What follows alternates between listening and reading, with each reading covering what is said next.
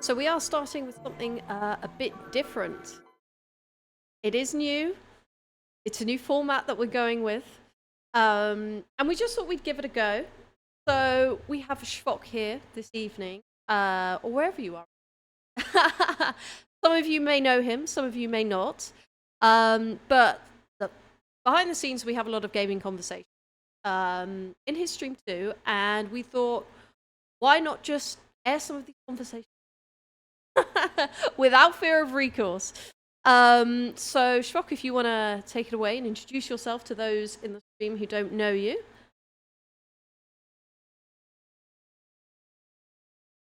Yes. Hello. So yeah, I'm Shvok. Long time, old school gamer, competitive gamer. By day, I'm a cybersecurity architect here in the U.S. But I cut my teeth. Basically, competitive multiplayer FPS gaming has kind of always been my thing. Cut my teeth back on the day on Counter-Strike and Unreal Tournament. Then, of course, I found Quake. The original Team Fortress back when it was a Quake mod before it even became a standalone game. I've kind of always I was a really hyper competitive Counter-Strike player up until like 2009, 2010-ish, somewhere in there. Played in the CEVO tournaments, played in Cal, made it to Cal I, made it to the team I was on at the time in CEVO. They were CEVO main. And right when I left, they went pro. They went CEVO P back when that existed. And I was really bummed out that I missed out on that opportunity. But it is what it is. And I had a life and I was trying to start a career. Yeah, I love FPS games. I love competitive gaming. I think right now, kind of one of the reasons you invited me onto your new podcast is I think the current state of FPS gaming is abysmal, and I've got a few choice words about it. So it's kind of a summary of who I am. Yeah, and I thought, give this man, hey, Lady Miss, and Highbury Hazard, and Juicy, aka Nick, has joined the chat. We won't go too far with that. But yeah, one of the reasons I invited you in, well, you know, thought it would be a good idea is because you have a lot of what we like to call, well, it became like a rolling joke, like, oh, hot take, base take, because you come out with, I would say, well, you're gonna hate this, but I'd like controversial takes, but like actually like quite bang on, to be honest with you. And I think because if a game comes out and you've got quite a few that you don't like, you're like, stop, I'm uninstalling it, and you do call it out. I think one of the good things about you is that you're not like, you know, it's not every game is fantastic. Like Unreal Engine 5, call out a lot of the technical issues, should we say, or shortfalls. Yep. And I think that's refreshing. I think if everything's great, then we kind of don't really know. And plus, because of your competitive FPS background, you have a very different perspective on it than I do. So you'll say something like, "Oh, I didn't even realize that," etc., etc. Like, so you've been streaming a lot of Battlefield 6. Because I remember you live streamed the launch and the countdown, and there was a lot of anticipation around that. And interestingly, I saw on Steam that the reviews on that are like mixed, or it's like mostly positive / mixed, maybe for the new ones. Whereas you had quite a positive take on that. So yeah. Well, and that just kind of that kind of goes into some of the stuff I'm sure we'll get into later. So Battlefield at the beginning and in the beta, it got review bombed on Steam by all the what a lot of us refer to as like the battle dads, or you know, Reddit Battlefield players. Yeah. Because they were so in the beta, Battlefield 6 in the beta had great movement. It has since been nerfed. And when I say it had great movement, so Battlefield in and of itself is not I would never consider any Battlefield title a movement game, but it did have movement mechanics that required some semblance of skill and mechanical ability to use correctly. Like Battlefield 2, back when Battlefield 2 came out, that had dolphin diving. 1942 kind of had some bunny hopping tech that a lot of people forget about. But I played Battlefield 1942, had some bunny hopping tech in it. It was sluggish, but it worked. But the point is so the beta for Battlefield 6 hits, and there was a bug. And if you knew how to abuse it, it would allow you to crouch slide farther and faster than what the developers intended.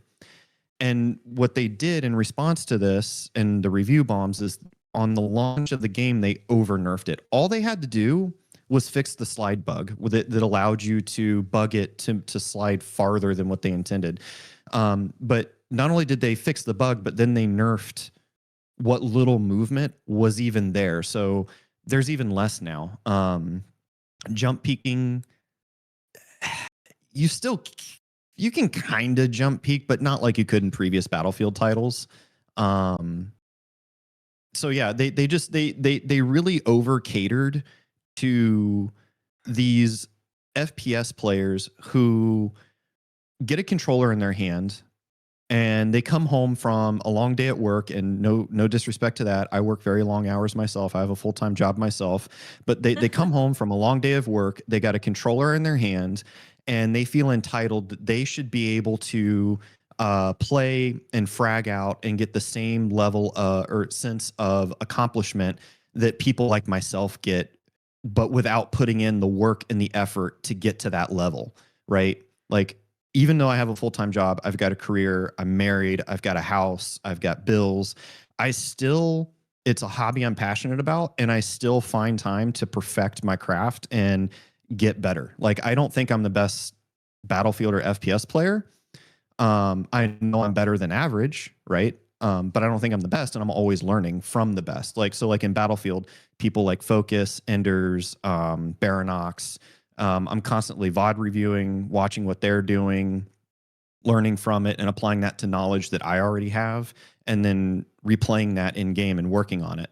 And so yeah, so basically, you got these players who spend all their time. They spend more time on Reddit bitching and complaining about things than they do playing the game, and they have this sense of entitlement that I should be able to kick my feet up on the couch, grab my controller, and play this game, and just be amazing at it. And the developers overcame to that crowd by nerfing what little movement was there, adding like every crossplay game, it's got some level of aim assist, which is stupid. I think crossplay and multiplayer FPS needs to be deleted. It's a stupid idea. And then the whole like keyboard mouse versus controller argument. Here's the thing: if controllers are such a superior input device, why do you need any form of aim assist? You need it because they suck compared to mouse and keyboard. But then what developers do is they implement an overpowered version, and in every case, including Battlefield 6, an overpowered version of aim assist in some form. In Battlefield 6, it's called bullet magnetism. And like, people are void of mechanical skill, but they don't know that. It is the Dunning-Kruger effect. You don't know what you don't know. They have no idea that they don't know mechanical skill because it was built into the game by the developers simply for the input device that they're choosing to use.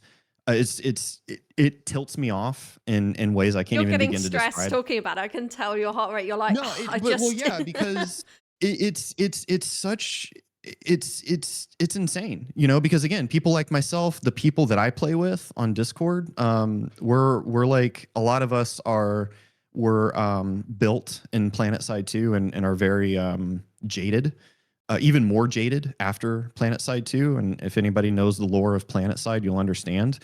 Or maybe you won't, I don't know, because that game also has some weirdos in that community. But the guys that I play with, we all understand that. We all develop our mechanical skill. We all work to improve our gameplay and the way we think about things when we play. And we all have full-time jobs or are in school or have lives outside of playing games. We're not no-lifers, which is the irony, because the majority of the people who are barely average are the ones with no job, nothing. They're just sitting on the couch 9-10 hours a day playing a game, and you suck at it. I mean, like, that's what we call a base today.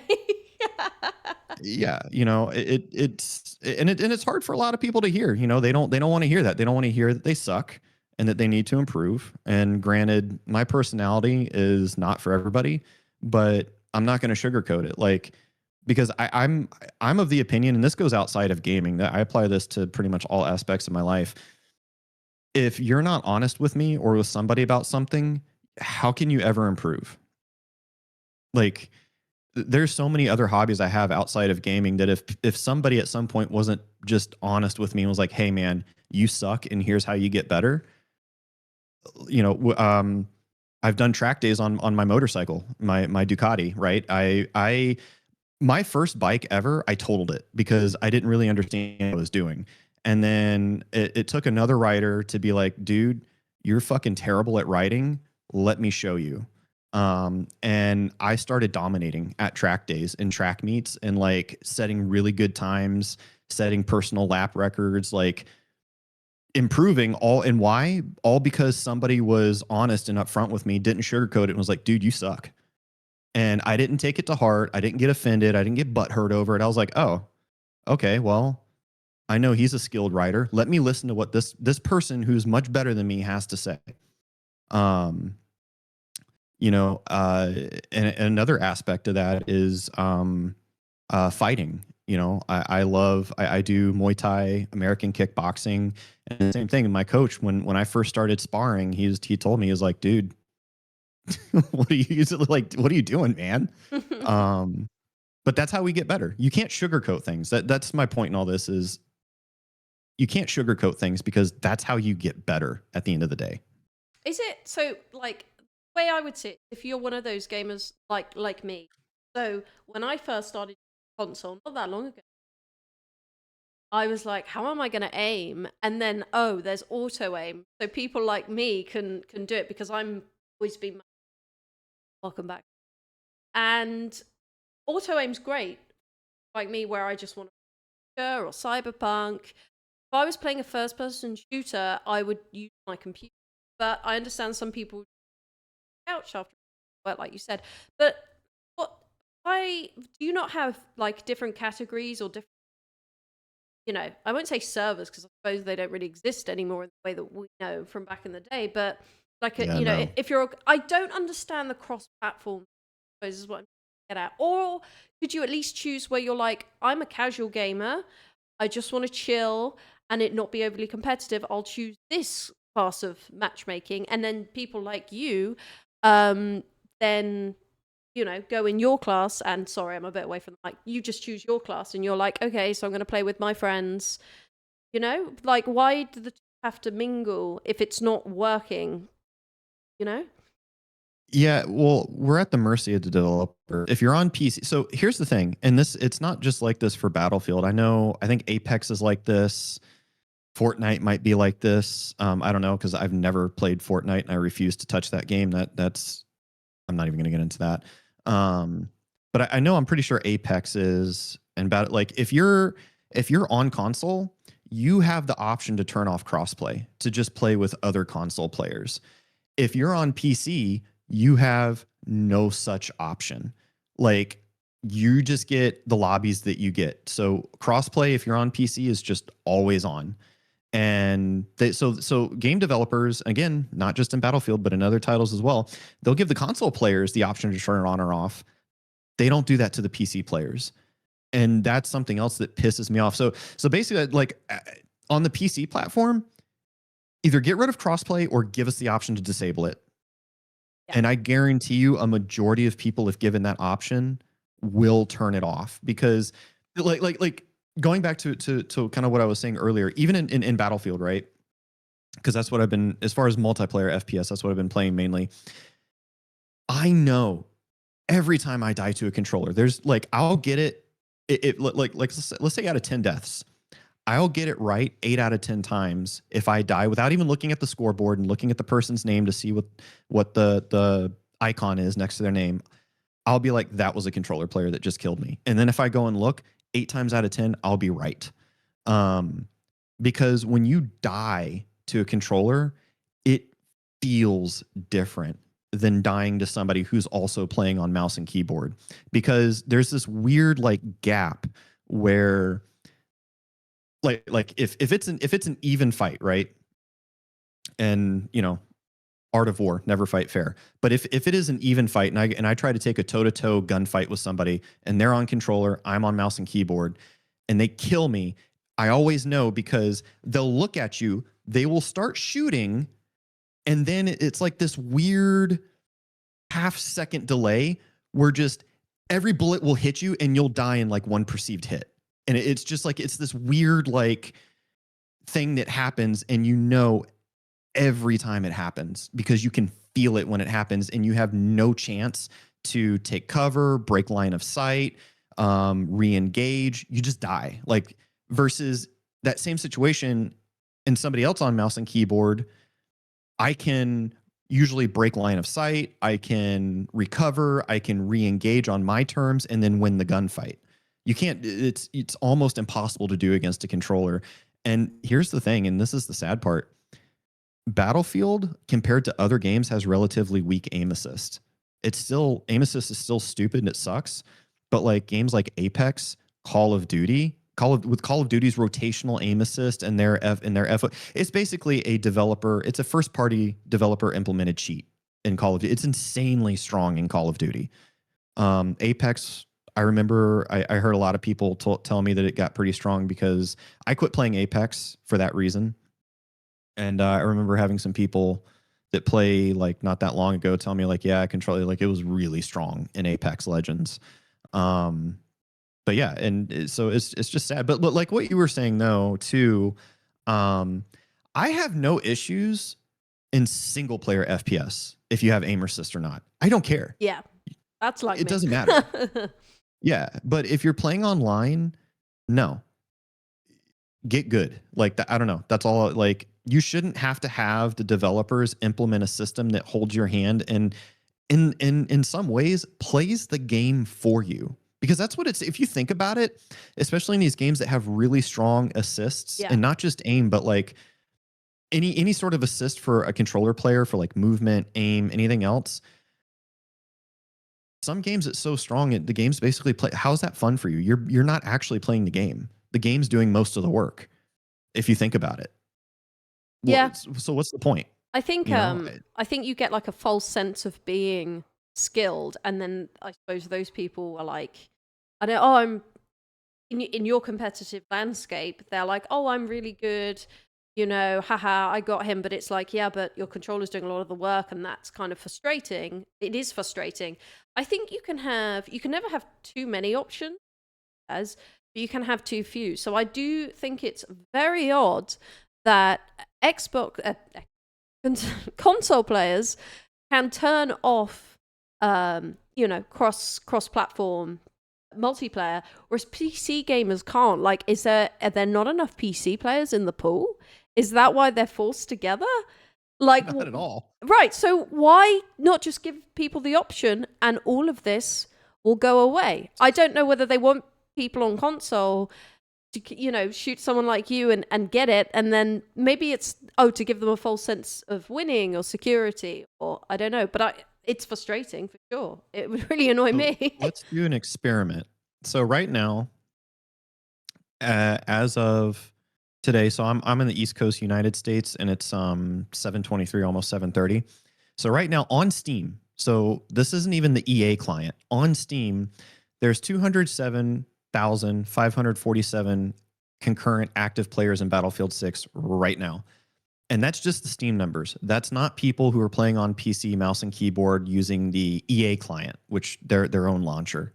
So the real number is probably closer to 250,000, maybe 300,000 concurrent players, something like that. I don't know. I'm sure somebody can check me on that. But point is, and to your point, there's plenty of PC players. So there's no reason that we shouldn't also get the option to turn off crossplay and not have to play with that crap. We've just had, sorry to interrupt, we've just had a raid. Austinado, who I've met in real life, actually. Greetings. Thank you for the raid. Thank you for the raid. 22 viewers. Thank you, Austin. I need to drop into Austin's stream more, but because of the time difference, I'm so bad. Tab merge, yeah, absolutely, Demogorgon. Yeah, welcome in. First time chat from a raider, Bandito 1001. Austinite raid, yeah, that sounds about right. Yeah, welcome in. We've got Shvok here. If you haven't met Shvok before, he is a competitive SPS FPS player. We're talking Battlefield 6 right now, but we'll move on to other topics. Early follow of mine, and I thought I would do something a bit more chatty, a bit more chill. And yeah, just see how it goes. So we're kind of talking about console players, C players, and multiplayer, and how there's a lot of frustration. In fact, on that note, Juicy did say PC players plugging controllers into their PC for aim assist. Ooh, that's a cheeky bypass. Because I thought, oh, why don't people? Oh, that's a bit cheeky. People Thank you do for the that. follow, They do it in Battlefield, and that is like the norm in Call of Duty. Again, even PC players in Call of Duty plug in and use controllers or Zims or devices like that to get the aim assist. Again, just like I said much earlier, because it was so overpowered in Call of Duty and the developers didn't do anything about it. Even the PC, even pro, like actual people that played in the Call of Duty pro leagues on PC would use a controller because that was the only way to compete. If you used a mouse and keyboard, you were, even though the mouse and keyboard in a vacuum is a superior input device, again, having essentially developer implemented aimbot that was that strong, you couldn't compete. You had to use a controller if you wanted to compete. And that was the norm. And Juicy's right, because people do it in Battlefield too. And so, yeah, you need to segregate, not just by... Someone who knows how to use a gun. Sorry. That was well timed. Yeah. But yeah, you can't just segregate by platform. You also need to segregate by input device. Like if you're playing on PC, you shouldn't be able to, like, using a gamepad should not even be an option. And actually, and I know one reason why that's popular to include in modern day is for accessibility, right?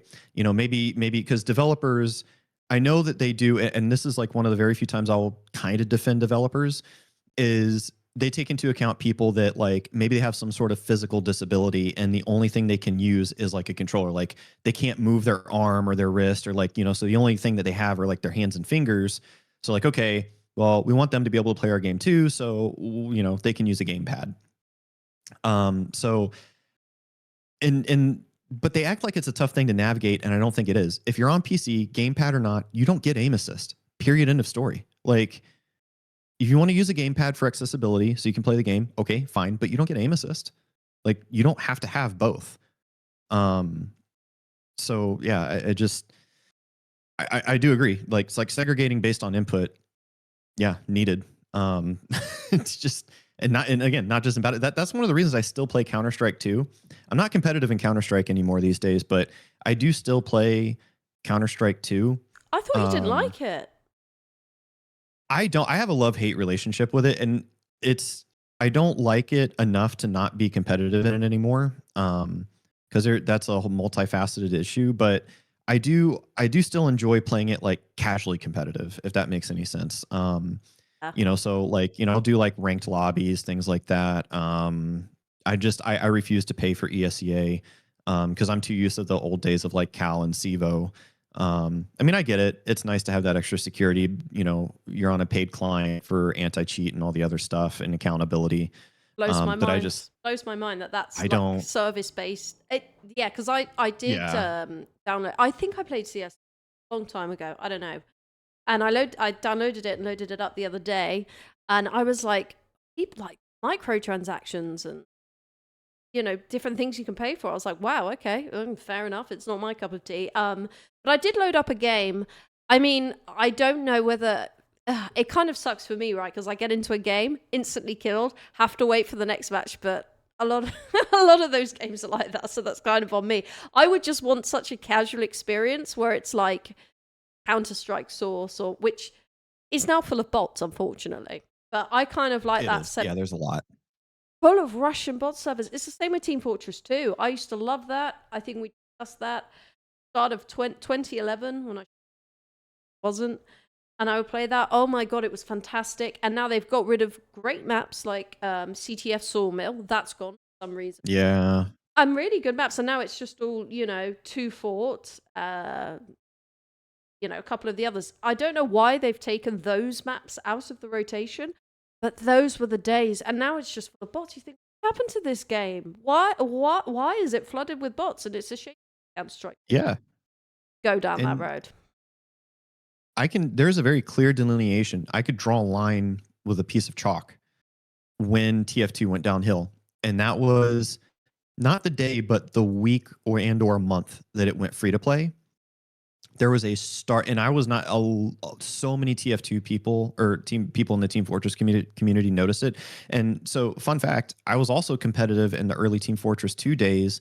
I even went to LAN tournaments here in my state that I live in. I traveled all around the state going to LAN tournaments, competing with a local team here in Team Fortress 2.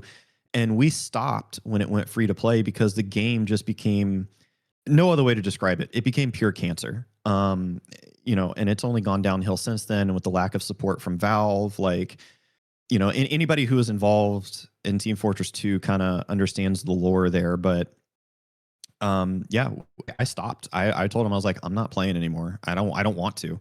Like, just the overall quality of the games and the servers, like you said, they just crashed. Like, there is a noticeable difference. And that's the thing. It's game developers are sacrificing quality for quantity.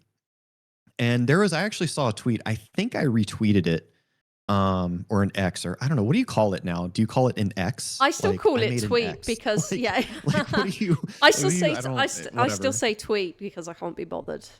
Yeah, so do I, because everybody knows what you mean. But there's I just found it. It's from Tim Kaine, which was one of the Fallout co-creators, and he said, one of the problems that games suffer from today is trying to be everything for everyone, and that, I think, I saw that. If you're looking for one thing to just sum up the totality of the multi-level issues we have in modern AAA gaming, I think that sums it up quite well. You're trying to do everything for everyone. You cannot, just like in real life, right? Like I tell my nieces and nephews, whenever I have kids, I'll tell them, you can't please everyone you meet. You cannot be a people pleaser. The only person that's going to hurt is yourself. Yes. Trying to do it. Yes. Trying to please everyone. You can't. And it's the same thing with shit like this. It carries over. You can't please everyone, so stop. Pick a vision, pick a focus, pick a direction, and stick to it. Do that well. Yeah, I think he said as well, it was the technology that forced them to focus on one thing. In fact, here's one for you, Shvok. Demo Gorgon, who's a mod on my channel as well, says, I remember there was some problematic input scheme deliberation in Doom. At one point in Doom ports, there was a turn 180-degree key added a long time ago, originally for the ease of use for old school keyboard-only players. The issue arose when speedrunners started using it to optimize their normal setup, and the key was recently banned. Using it, now it's considered tool assistant. So I suppose then you couldn't count it as a speed run. Yep. Okay, right, that makes sense. Yeah, a task, tool assisted speed run.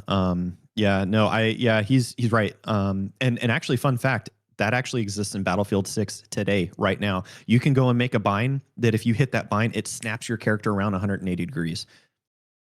That's actually, it's funny he mentions that, and that we were talking about Battlefield as kind of the main topic earlier, but that is in Battlefield 6 right now. You can do that. You can set up a keybind, and when I heard about it, it's funny because when I found out that, first I went to Doom and Quake, I was like, that's familiar. But yeah, because, and I think, and Demo might remember better than me, but I think that came about before playing with mouse and keyboard became like more mainstream. Like, people were quite literally only playing with keyboard, so they were using you'd use like enter to fire, WASD to move, and then your arrow keys to look, or vice versa. Because in the really early days, the arrow keys were the movement keys. Because there was no such thing as like vertical aiming, right? You couldn't look up or down in the original like Doom. You couldn't look up or down or anything like that. It was just forward, back, left, right. and then your fire. But yeah, no, he's right about that. So yeah, funny. I'm guessing that demo's a guy. I don't know. But yeah, funny. You should mention that. Yeah, no, Demo knows a lot of niche facts, especially about Doom and Quake and all the other lovely games. But I did just Google when Team Fortress 2 was free, 2011. So that coincides with I was playing it a lot when I was at school. 2010. It must have been 2010. And then right on the cusp. So I didn't see. Oh, we've got another raid. Oh, nice. Awesome. Nuke for Prez is raiding with a party of 11. Welcome in, raiders. I'm not playing Doom today. We're more having some base takes, discussing mechanics, Battlefield 6, but now we're talking about Team Fortress 2 and when it went free and how things went downhill. Greetings. But thank you very much, Nuke for Prez. Much appreciated. Bookend Kitties, first time chatter. That's a cool but yeah, so something a bit different today. We're just chatting, and yeah, here it is. But yeah, welcome in, raiders. Yeah, so I wouldn't say like overnight I noticed like a difference, like I was at school, but I remember it was really good. 2010 and even 2011 for me, and then I think I stopped playing the next. Yeah, because that's when I got a boyfriend. So yes, but it was really good. Kind of It was important. yeah, and then never went back. But no, it was really good. It was really good. I used to spend hours, and I don't know why they've gotten rid of. They haven't. You're right. It's the servers. It's the servers who are just like, here's some 2-4, here's some a couple other maps, and so the better or you know, all these great maps that were created by the team, the original developers, are now no longer in circulation. And you know, Sawmill, I had some great times on, but now you go on there, and I think you used to be able to tell bots by their ping being 0 and or the time spent on the server, and I still use that, but I don't know how reliable the latter is. So even when I'm on CS:GO, the bots have pings now, and I think that's just done to mask it. I could be wrong. I don't know, but it's been so long. I used to be able to spot them right away, and now I can't really tell who's a bot anymore. So I thought I was good at Counter-Strike the other day. I thought, yeah, this is going well. And then I was like, oh shit, it's full of bots, isn't it? And again, that's kind of part of the issue, right? Is that goes back to earlier I was talking about that sense of entitlement. It's a way to keep people who don't know any better playing, because exactly like what you just said, they'll get the sense of like, oh man, I'm actually pretty good at this game. Yeah. The reality is you're not. That's just the hard truth. So when I joined CS2, you just said it. You literally just said it. But yeah, I think you're right that it was done partially to mask it, right? So that you wouldn't know that you're playing. That was purposeful. But like with TF2, right? And this is the whole thing with like game lobbies and just in general, this goes outside gaming. This goes into like all modern entertainment facets, really. I am so sick. You know, some people will probably be familiar with the term software as a service. But now we have entertainment as a service, streaming sites, etc. Yeah. And prices have gone up on those, TV, like mad. Music.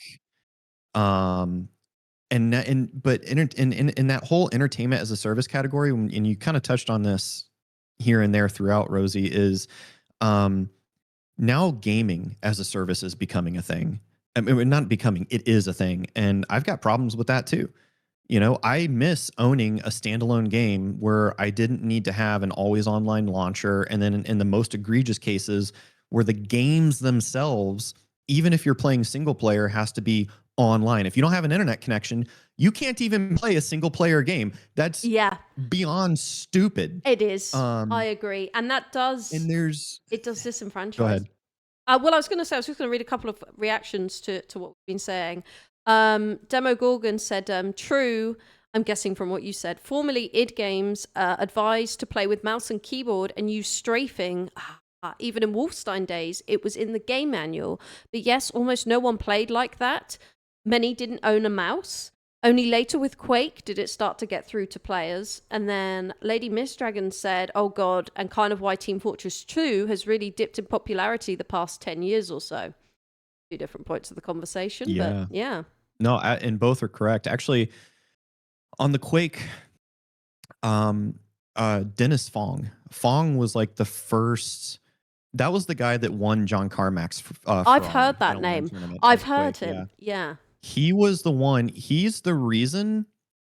Actually, in a lot of ways, you can credit him with mouse and keyboard input in modern day because no one really used a mouse at all. Like even in this LAN tournament he was playing in, I think the person that he was playing against in the finals was using just his keyboard. And Fong figured out, oh, if I separate my input and I use my mouse and my keyboard, I can have better movement. I have better aim. I'm more consistent. Because it decouples the two and you can aim and look independently of your movement.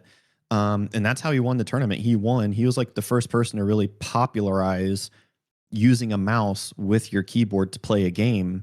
And of course, everybody wanted to be the next Dennis Fong even back then. And so that just kind of became like mouse and keyboard as a standard. So yeah, in a lot of ways, you can kind of credit him with that. Yeah, Because we've got a first-time chatter here. So your monologue. No, I'm joking. First-time chatter here.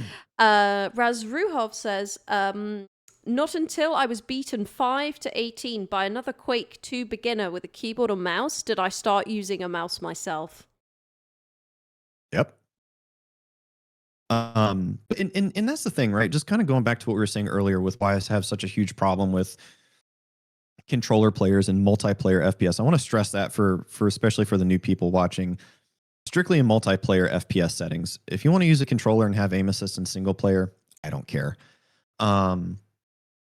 But kind of to touch on earlier is this is the time, and not to sound like that person, but man, it's so true though, is during a certain time period, that aim assist just simply didn't exist. Your choices were to get shit on or to get better. Those were your choices. And some people like myself were like, took it as a challenge and was like, know what? I'm going to get better. The next time I see this person, I'm going to kick his ass or her ass, whatever. But that was basically the thing, is like, those were your options. You get stomped on or you get better. And not just in Quake. That was Team Fortress, Counter-Strike, Unreal Tournament, all the popular multiplayer FPS of the day. That was your choice. You either adapt or you just main media. And here's the thing. For the people that made a conscious decision of like, you know what, I'm just enjoying the game. They didn't have any desire to improve at a competitive level like myself and others did. I respect those people back then more than I respect the ones who do that today. Because again, today, those people will be the ones to pick up the controller, abuse aim assist, and have the game essentially play itself for them, and sit there and go, oh, well, I'm I can be competitive too. I'm actually pretty good. No, you're not. No, you're not. Like again, in most of these games, the key delineator is also how you can tell most of the time that you're fighting a controller player is watch the way they move around a map. Watch the way they move around a map, because the way they move around the map is not consistent with how accurate they can hit shots or beam you at range. Like, they move like a noob, like a total amateur, but they have the aim of a pro. So your options there is this person's either is on PC and is cheating, like using an aimbot, or they're playing on controller that has a developer implemented aimbot in the form of rotational aim assist.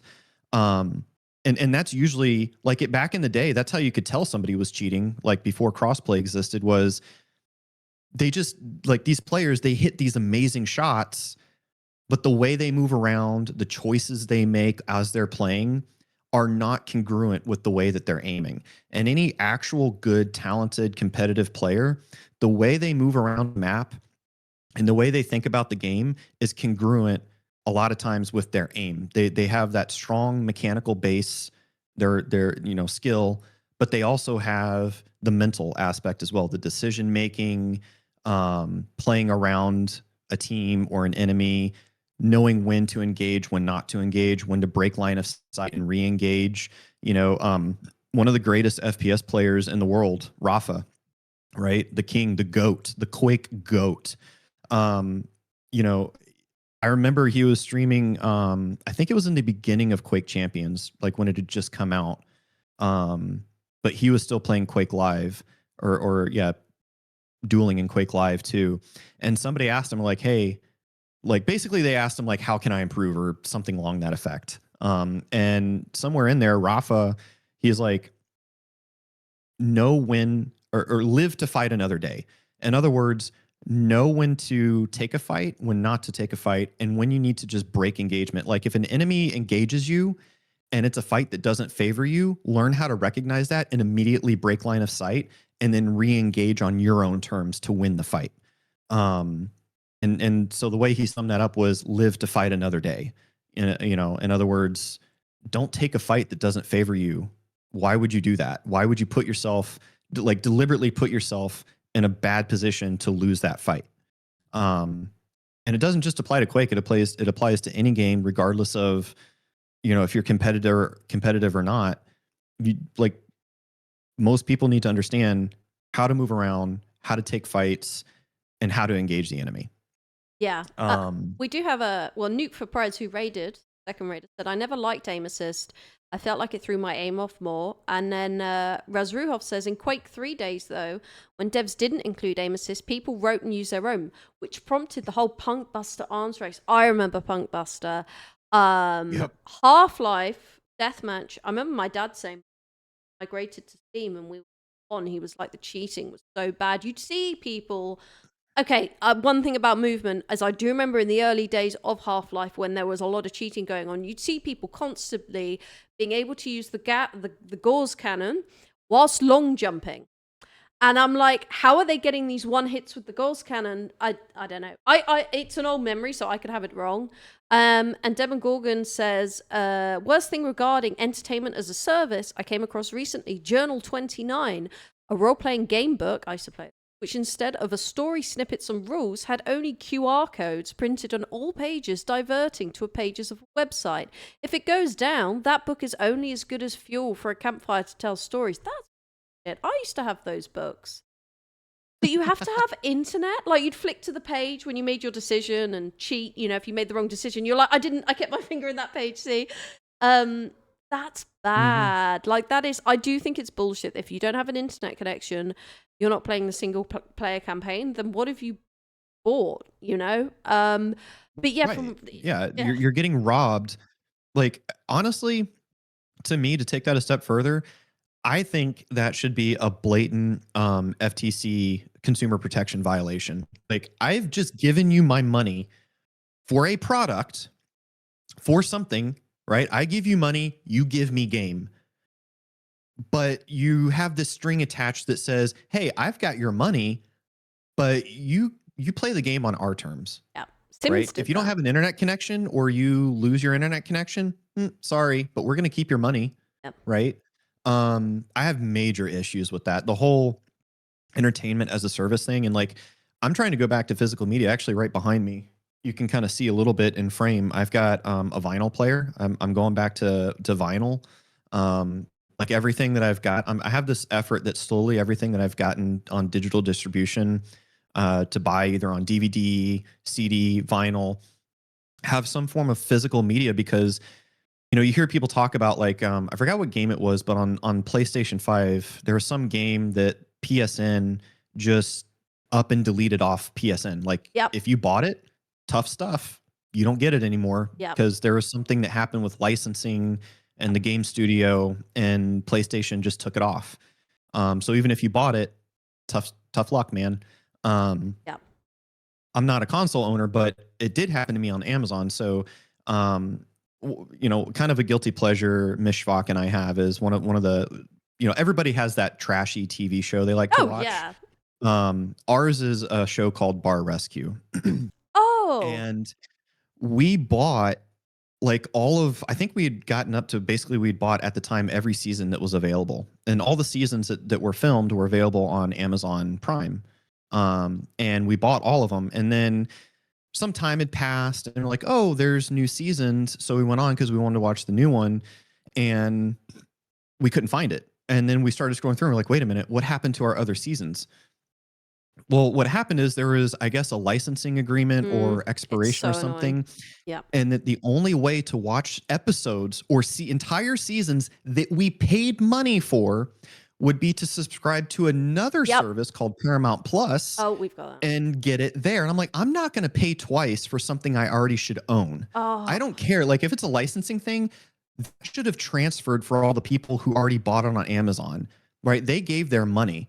Now you're going to make me go to another service. And that's when I was like, that's enough. We're getting everything on physical media is not out of date. It's not old school. It's not gone out of style. That's bullshit. That's just propaganda by these large companies to get you on to get you to stay on these payment models. I bought something, it's mine. I own it. You do not tell me what to do with it when I can and can't use it. Yeah. Right. Yeah. It's so stupid. And that's like to take this even a step further. Back, it was towards the end. I think it was like year 2 or 3 of Obama's last term as president of the United States. I think it's like second, third year on his second term, somewhere in there. One of the things that he did, and I'm not trying to turn this like I'm not going to discuss politics here, but this is actually related to the conversation. One of the things that he did where I was like, fuck yeah, was what was the oh god, what was it called? My god, I just had the name, it's on the tip of my tongue. But it was an act to basically retitle ISPs as what was it, tier 3 services, tier 3 utilities. So basically, if you're in the US, your ISP would essentially act like the way your power or water companies do. They're a utility, basically act as a utility. Because what was happening was God, I can't remember the name of this, but what was happening was ISPs were starting to see the way that things were going with streaming services. Net neutrality. Yes, net neutrality. I just saw it in the chat. The net neutrality law. He did net neutrality, and that did wonders because what ISPs were doing is they were going to start tiering their service, their internet service, like Comcast, for example, based on like, they're like, oh, you watch YouTube? Okay, well, if you want access to stream videos online, now you have to pay, like, if you just want blanket internet service, that's like $15 a month.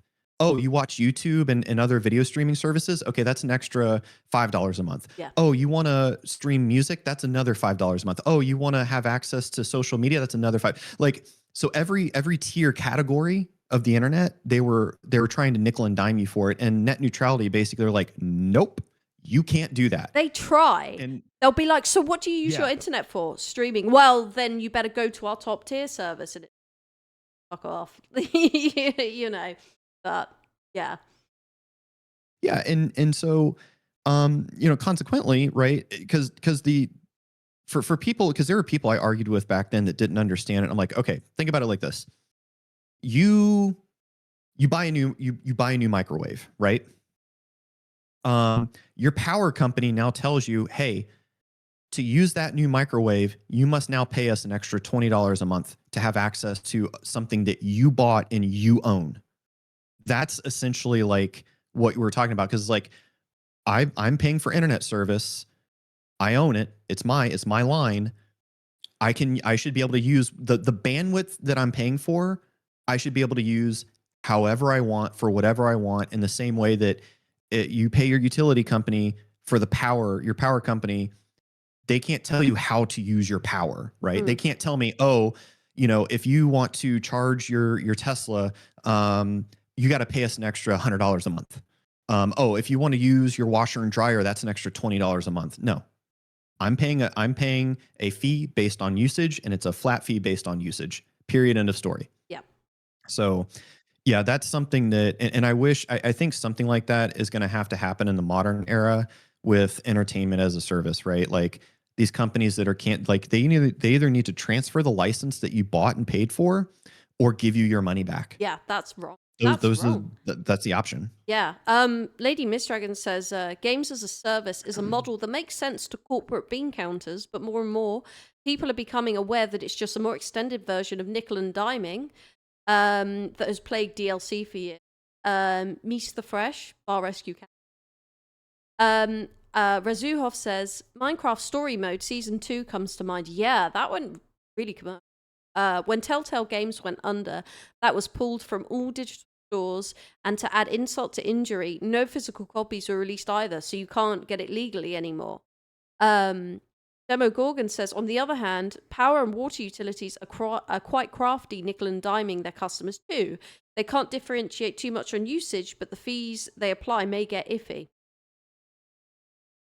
Yeah. By the way, I heard you say Mish the Fish. That's Mish Shvok, by the way, just so everybody knows. That's who that is. I'm sorry. I thought it was one of your followers, but I mean, technically, yes, you're right. It's one of my, it's the only follower I have that follows me to bed. So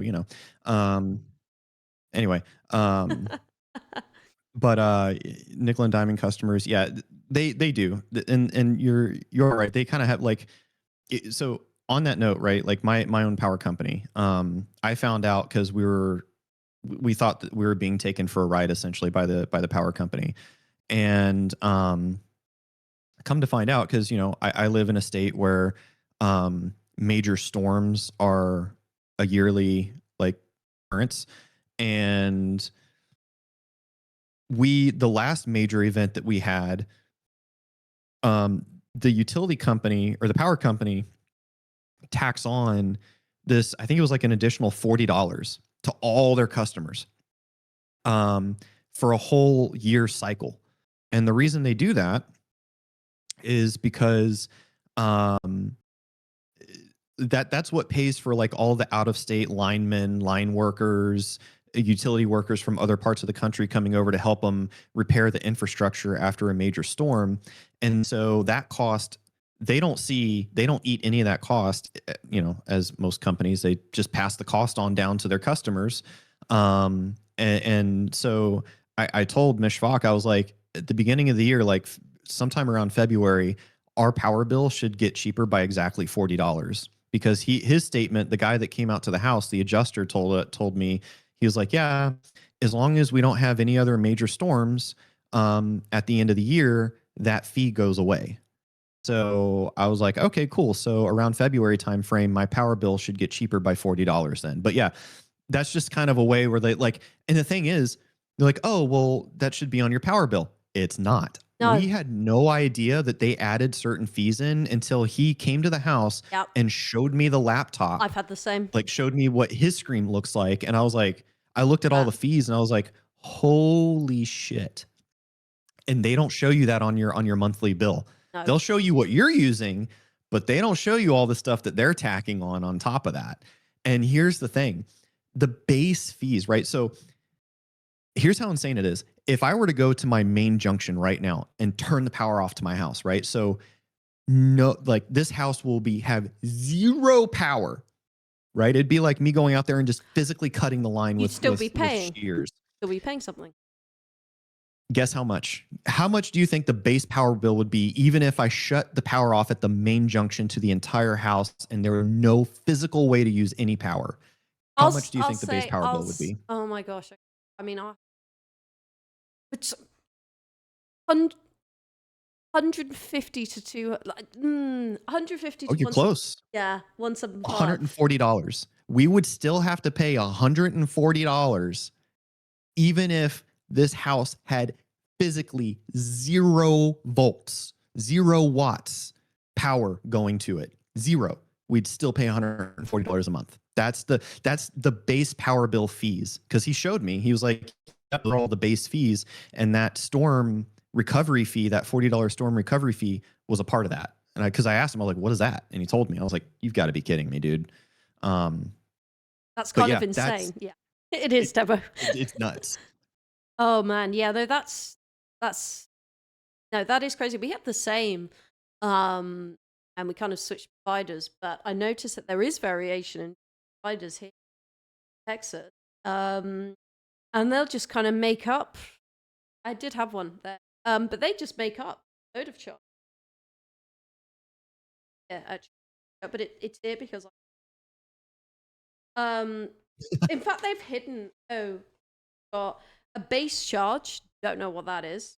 Okay, energy charge. Okay. So that's nice. So we actually only use $70 worth of energy, but we're paying 120 in fees because we've got the base charge, delivery charges, gross reimbursement, don't know what that is, PUC assessment, Delivery charge. and then we've got and that's $32 and sales tax. So that's total miscellaneous charges of $11. Don't know what they are. So that brings me to 122. So we went from $70.47 to $122.40.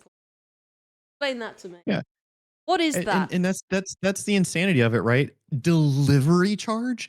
It's a cable that's physically hooked up to my house, and you're not like there's nobody coming here and delivering something. What do you mean delivery charge? What kind of bullshit is They've got to that? get a handle of that.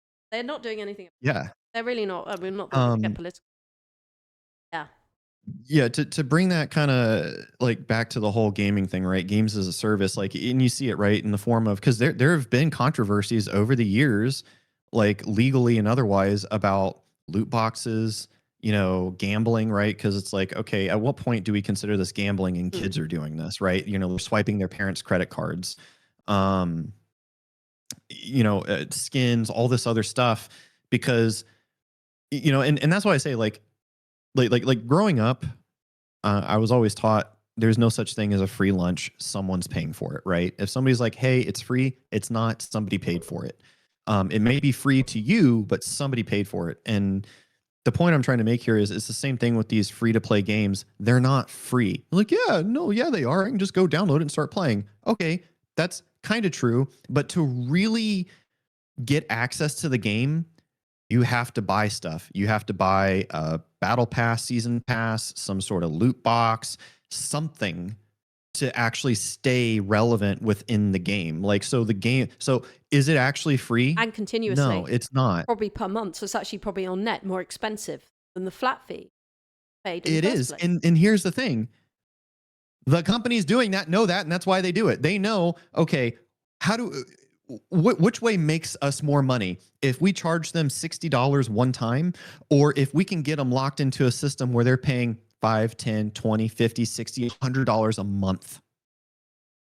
What? Like, it's not some people, they're like, oh yeah, okay, I guess, or oh, I don't really care. I'm like, dude, you should care. It's your money. Like that. Oh God, I don't want to get into a financial conversation, but like, you should care. You should care. If you're paying for it, you should care. If your kids or if your parents and your kids are playing these games and they can swipe your credit card, you should definitely care, right? Like there was a couple years ago, wasn't there, or maybe it was like, I don't know, before COVID, I think. I remember seeing something that kind of went viral where some kid swiped his parents' credit card and racked up like I remember a couple this. $1,000 on Fortnite skin, like I something remember to do that. with Fortnite. And it was like thousands and thousands of dollars. And they had to hire an attorney to get their money back because Epic wasn't, they're like, no, this was a consensual charge. You're not getting your money back. And they had to like pay more money for a lawyer to be like, no, this was a minor. He didn't know what he was doing. Like, but then again, we get into the whole conversations of whose fault is it really? Well, right? parents. I think they should take right. that on the chin. It's your kid. Yep. He's playing this game. He's playing a game where he's able to buy stuff with your credit card. So it's like, you can't pass the blame off on the child. That's your fault. You gave him access to that. Like, I suppose the attorney would say, well, he can't consent because he's not the card holder. He's under 18. And it's like, yeah, but for all intents and purposes, the parents are the ones making that transaction. And they've got to learn. Euro Scumbags joined. Hello, Euro Scumbags. Shvok gameplay in the background is crazy. Demo Gorgon says delivery technically is maintenance of the infrastructure like power lines and substations. Fair comment. But they like to stack anything on this as end customers no way to verify how legit it is. Yeah, that's true. I can see that. But we don't really, the trust isn't there. The trust isn't there to believe, oh, this is for maintenance of power lines. Right? Like for example, in my industry, Current day, I'm a senior security or information security architect, right? Which is the fancy way to say cybersecurity engineer. But I didn't start life that way, right? I started very basic, working a help desk in a data center, doing very low level, entry level type jobs, cabling servers, moving servers from one rack to another. And I started like on the floor basically, and worked my way up over time. But that would be like in my industry, like it's the way that these companies decouple things, right? If I'm an ISP and I connect you to the internet, the expense for the hardware and all that should be part of your monthly bill, not separated. But again, companies have figured out, oh, if we separate these things, we can actually make more money by saying, okay, we charge you separately for the bandwidth you're using, but also charge you separately for delivery, which includes the infrastructure that delivers it to your house. Yep. And they discover like, oh yeah, we can make more money if we split these things apart. Which again, I think is very anti-consumer. Even more so when you consider that most people in a lot of areas, they don't even have it's not, and this is where people, okay, I'm going to get a little political, but this is where people get capitalism wrong. That's not capitalism. That's called an oligarchy. Yeah. Or, crony capitalism. When you live in an area and your option is this guy, okay, that's not capitalism. Oh, capitalism sucks. Because no, that's not capitalism. Actually, capitalism would be you have more than one option, and the option that gives you the best value for your money, right? So the company that you perceive as having the best value for the money, for your money, they're the ones that get your business. That's true capitalism. That's true. That's a true competitive market. Which by nature, capitalism is a competitive market, and competitive markets are very good. But when you strip away the competition and you have these companies like Comcast who buy their competition so they can be the only ones to service an area, people don't have a choice. They're stranglehold. It's Comcast or nothing. But now that's starting to change very slowly. The better, because I know people that live in areas where Comcast was their only option, and Starlink has finally become good enough where they're like, I replaced Comcast with Starlink. Like that's actually providing people with a choice, so they don't have to be beholden to these other greedy companies. They're like, you know what? And over time, enough people are going to leave where these companies are going to go, oh shit, okay, we can't be as greedy anymore because now we have competition in the form of Starlink or whoever else might pop up over the years. I don't know, we don't know, but like right now, Starlink is actually giving some competition in a lot of these rural areas where your options are like Cox, Comcast, and that's it. Like you have no other options. So like in England, fun fact, it's if you move addresses or you have a new bill, whatever, and you need internet, it takes 2 to 3 weeks to get internet from the moment that you pay for it, because the actual infrastructure, you have Virgin Media, you have T-Mobile, your internet service providers, but the actual infrastructure, when it was copper cabling, now fiber optic, I guess, that is all British Telecoms, which in its own is also an ISP and has dominated the market for decades. And they rent it off British Telecoms. So when you go with Virgin Media or T-Mobile, they say, we can't switch your internet on for 3 weeks. You say, why is that? Can't I just change provider and get one quicker because these guys are slack? They'll say no. It's the same for all the providers, because actually we rely and we rent from British Telecoms. They're the ones who schedule it. So you have to wait. There's a 3-week queue. So people will be without internet.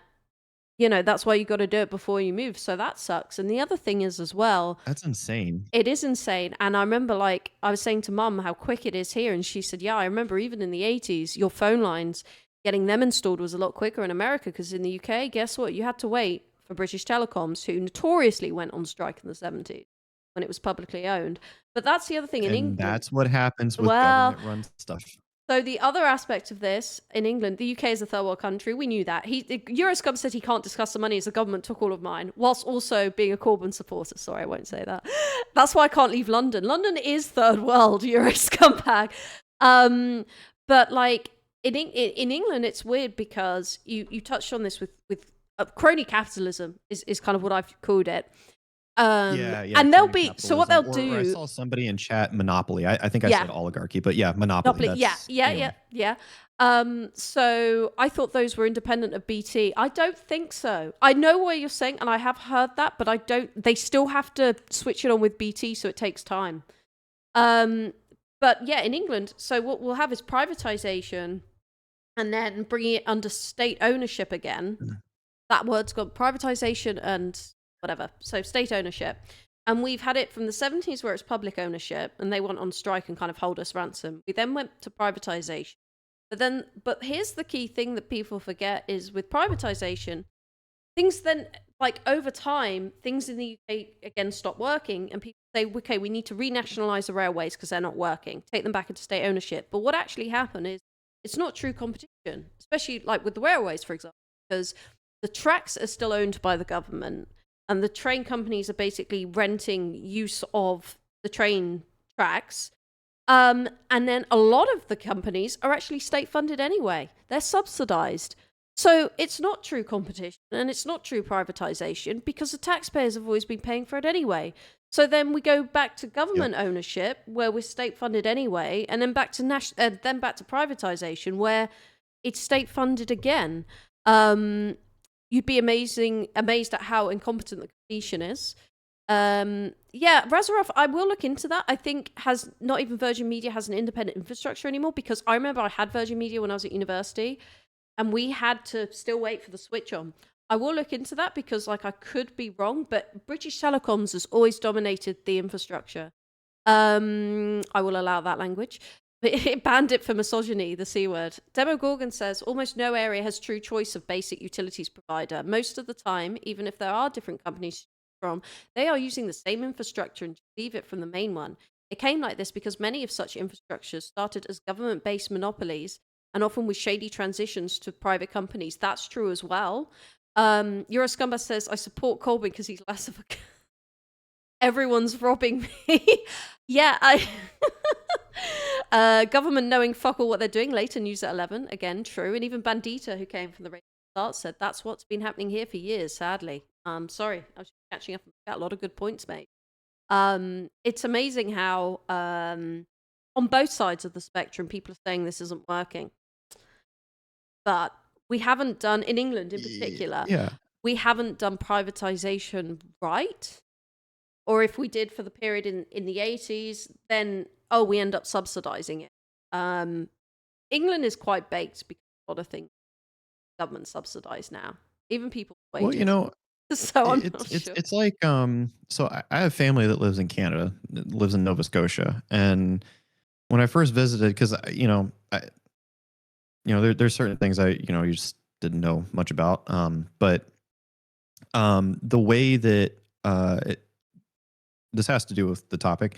The way that liquor is or alcohol in general is regulated in Canada. So it's technically privatized, but also regulated and controlled by the Canadian government. And so my uncles, I have family, again, lives in Nova Scotia, way up in one of the mountains there. And they had, and still to my knowledge, even till this day, have like the only convenience / grocery store on the mountain. So like everybody who lives in or around that mountain goes to his store.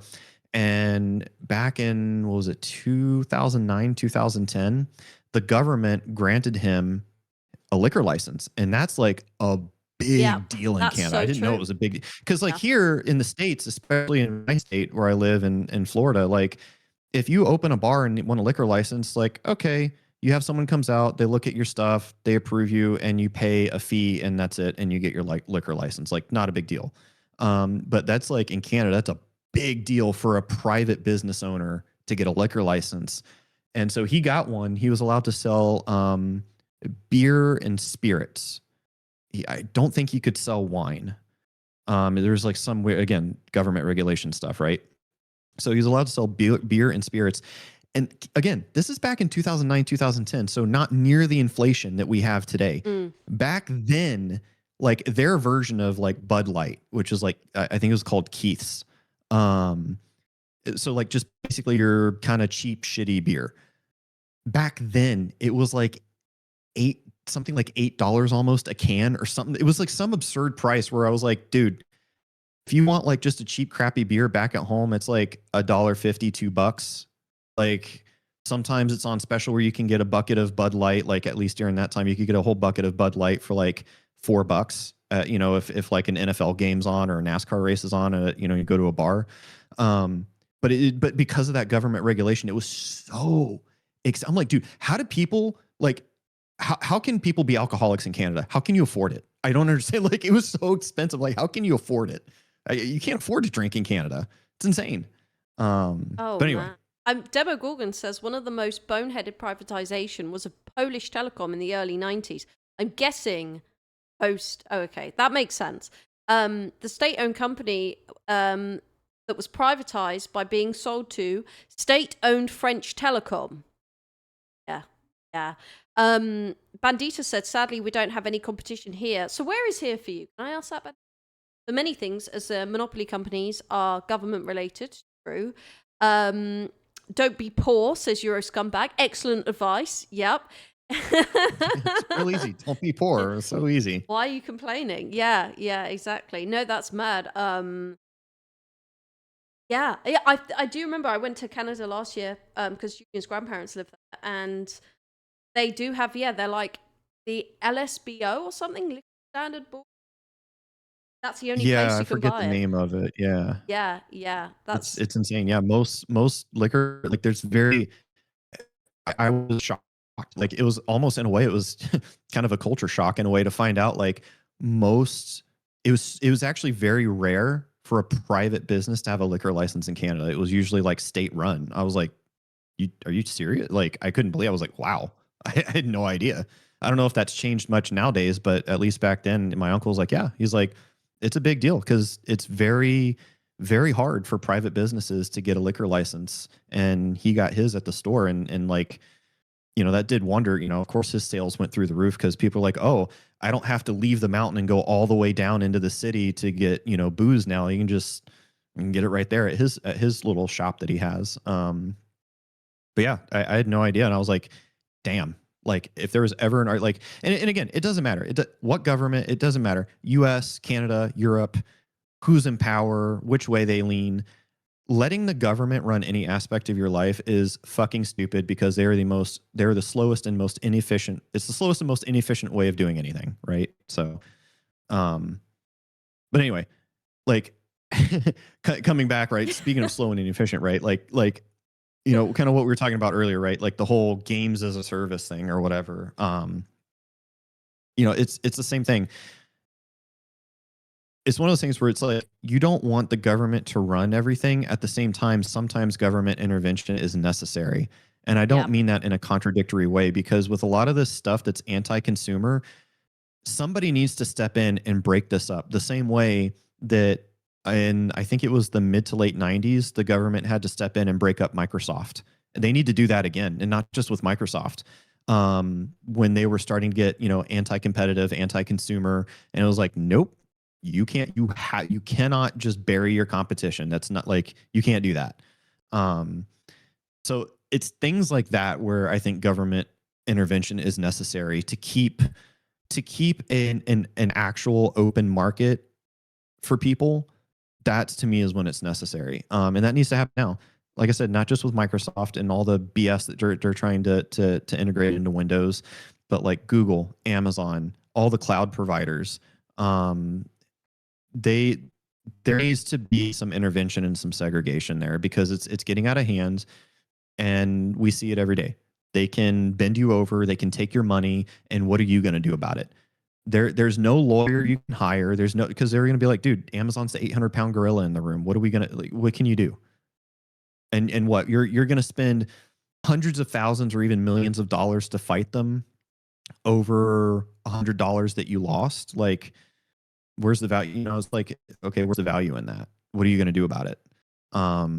Same thing with games, you know, like how games are implementing the loot boxes and the services. It's like, okay, these big companies, multi-million-dollar companies, who most of them have rainy day funds for legal fees. Okay, so here you are, Joe Schmo or Susie Doodle. what are you going to do? Spend tens of thousands, hundreds of thousands of dollars in legal fees to get back $80, $100? They know you're not going to do that, and they take advantage of that. And it's just more anti-consumer on top of the other anti-consumer practices that they have. Again,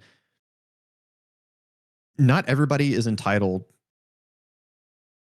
Hold on, let me think of how I want to say this that it actually makes sense in my head, or how I'm thinking about it. But like, it's kind of like that quote that I read back earlier. These companies are trying to do everything for everyone. Not everything is going to be for everyone. You need to pick a goal. You need to pick a goal and stick to it. And that is where you're moving. You're not going to please everybody. No, that's true. Do one thing and then do it very well. What I will say is, so he said, does Steam allow you to play offline? I think it does go into offline mode. It does. Okay, so It does. yes, that's what I thought. I will say this. I think that's not enough. That's not enough. That's why I love good old games, because with GOG you can get the actual. Because of GOG, I can actually still boot up and play Unreal Tournament. Oh, even though Epic. they And there's gutted another that. example of games as a service and why it should be banned. Like, Epic just one day decided no more Unreal Tournament. Like, delete Unreal Tournament as a series, gone. But Good Old Games allows you to download the game launcher. Like, you download the whole thing, so it's basically like having the physical media. So I can still play Unreal Tournament. I can still make LAN parties, hand out. Like, if I wanted to have an Unreal Tournament LAN party at my house and invite friends over, I can just copy that exe to a USB drive, hand it to them, and we could have a LAN party with Unreal Tournament. So yeah, Steam does have an offline mode, but that's not enough, because if Steam decides to pull their license for something, you will lose access to it. And that has happened. I get it. Steam are like the good guys, Gaben, Lord Gaben. Oh, I was about to give him a good. I do think he's better for consumers than the others. He is. Here's the thing. Valve is the best option, but they're not infallible. And there have been some hiccups along the way that show the cracks and shows what's going to happen, because Gabe ain't getting any younger. At some point, he's either going to give up Valve, or he's quite literally just going to die of old age. And something like, where's Valve going to go? It's not even a fear. I can feel it in my bones. When Gabe is no longer associated with Valve, regardless of the reason why, you are going to see Valve go the way of EA, Epic, all these other companies. I guarantee it, because even with him at the helm and those little bumps along the way, that's like a small glimpse into how you're on the edge of Steam being like everyone else. You're on that edge, and he's probably, I think, one of the few people keeping it, on the quote unquote good side, right? But I think he understands. I think he does understand more than most his market. I think he does. He is one of the finest Okay. Maybe you'll be like, oh, no, not true. But I think he's a very, very good, shrewd business person. I mean, Bill Gates has kind of gone crazy, so stop being cool. And everyone's fed up with Microsoft. Like, Mrs. Shvok says, Microsoft doesn't give a rip about their customers. That's so cute. So cute. That spend millions annually. They couldn't care less about consumers. That's true, because Microsoft, like, they're ridiculous. The fact that you have to pay a monthly fee for Microsoft Office, what the fuck is that about? That's ridiculous, A lot of support for GOG. That's true, Lady Miss. You're a Scumbag had a big long legal essay on infrastructure. I haven't read fully, but I will. The way it's organized, Steam, is different to Epic, though, unless they hired someone after him who centralizes everything. So, like, when we were in England, Julian actually did, I say, some work for Epic, but it was more backing up. It was crazy because the amount of stuff that Epic, they didn't do an inventory check. He said it was wild. Like, they were closing down an office, and they had all these developer kits and, really like top tier graphics cards and all the rest of it. And he was like, seriously, just walk in, take one of these, top level NVIDIA graphics cards and just walk out, and they wouldn't know. They had no idea. The whole thing was just so disorganized. And it surprises me that they were like that and so loose and just like didn't care. But yeah, it shocked me. He was like, you honestly, it was eye-opening, but he said they just had so much shit there, stuff that we would pay arm and a leg for, and they just didn't care. And at that point you think, shouldn't they kind of have some kind of financial responsibility over that? I don't know. I would just run things a little better. But I think Gabe Newell has a very good understanding of his market, being, particularly in these economic times, if you like, people say, well, it's cheaper for me to stay at home and game. Fair point. He appeals to, Steam, people who spend a lot of time at home gaming, like Asmongold or someone like that.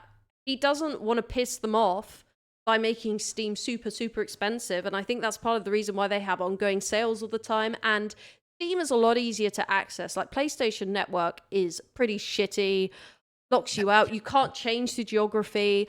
I've got Witcher 3 on Xbox. That's Microsoft have locked us out because they don't believe that Julian's who he is. So that my saves have gone. I've got to buy it again on PlayStation. I tried using Game Pass, lost my saves on that, so I've got to buy it again. Whereas with Steam, you can just plug in and play, and most of the time, it's pretty good. But sorry, that's my rant. I'm very pro Gaben. Yeah, no, I look, and I'm not like against Gaben or anything, right? But again, you got to stay grounded. Nobody's perfect. No company is void of being infallible. And again, we've kind of seen some cracks here and there. Granted, at least in Valve's case, they do get patched, right? Both literally and metaphorically speaking. But TF2, and even Gaben himself has said, because I remember, what was it, like the mid 2000s, earlier to mid 2000s. Something happened with Steam. I forgot what it was, but I do remember basically like the internet had a collective meltdown over it, and Gabe basically gave this quote of like, we basically learned, you learn never piss off the internet or something like that. That's not an exact quote, but it was something along the lines of, we learned never piss off the internet, right? Know and understand your market. And that's why Valve makes banger after banger after. I mean, again, they're known for making banger games and working on quote unquote Valve time, right? So they make amazing games, but take forever to do it. But they don't always hit the money. Ricochet, anybody remember? Like, oh my god, there are some. Oh my god, Ricochet! Yeah, but that was like a free look. Oh, that wasn't. That was a mod for Half-Life 1. Sorry, it was, yeah. But there you're like, well, that failed. I'm like, it's not Concord, Shvok. Yeah, not to that level. But they did it. Not everything they did was a complete success or was a resounding success. They had some failures in there. The difference is Valve takes the time to learn and understand why they failed and then correct that moving forward. Not all companies do that. They'll fail and then try to push their failure anyway, right? They just try to shove it down your throat. Valve, they're like, okay, that didn't work. Let's try something else. And that's why that's part of the reason they're successful. I don't know what the point of Ricochet was. Did they even put that much effort into it? It was kind of crap. You were just on. It didn't really feel like it. No, it wasn't Portal. No, exactly. No. That. Oh my god. Well, like even still, Portal. If you talk to the original developers, they're like, "Yeah, this is some stupid side project we're working on that we thought nobody would like, and that's why we just included it for free." And they're like, "Yeah, this is just like kind of just some stupid, silly thing we've been doing on the side. If you buy the orange box, it's included. If you like it, great. If not, fine too." But like, they didn't sit down and make Portal expecting it to be like a flagship title or some sort of like, blockbuster hit, right? That was just not the case. But again, they learn from their mistakes, and it happens with they hit a winning formula. But like even in I think it was the Half-Life anniversary documentary or the Half-Life 2 one. I think it was the Half-Life one. just this past year that came out, where Gabe, there's a quote in there, and I even retweeted it or re-xed it. I don't know. I still don't know. You know what I'm talking about. But there's like a clip of Gabe when he was talking about game design, where he said, what was it? How did it go? It was like, waiting is just for a little while, but suck is forever. So basically, it's like you don't like all these games that ship in broken states, and then the companies try to go in after the fact and repair them. People are still going to remember, like, oh, that game does this thing sucks. Like, even still till today, there's only 2 games that had a legitimate bounce back. But even still, and again, this proves my point that even still, if you talk to people present day about it, they're one of the first things, if they're not in the know, they'd be like, oh yeah, wasn't that awful? And that is No Man's Sky and Cyberpunk. I knew, yeah. Both of those were disasters at release.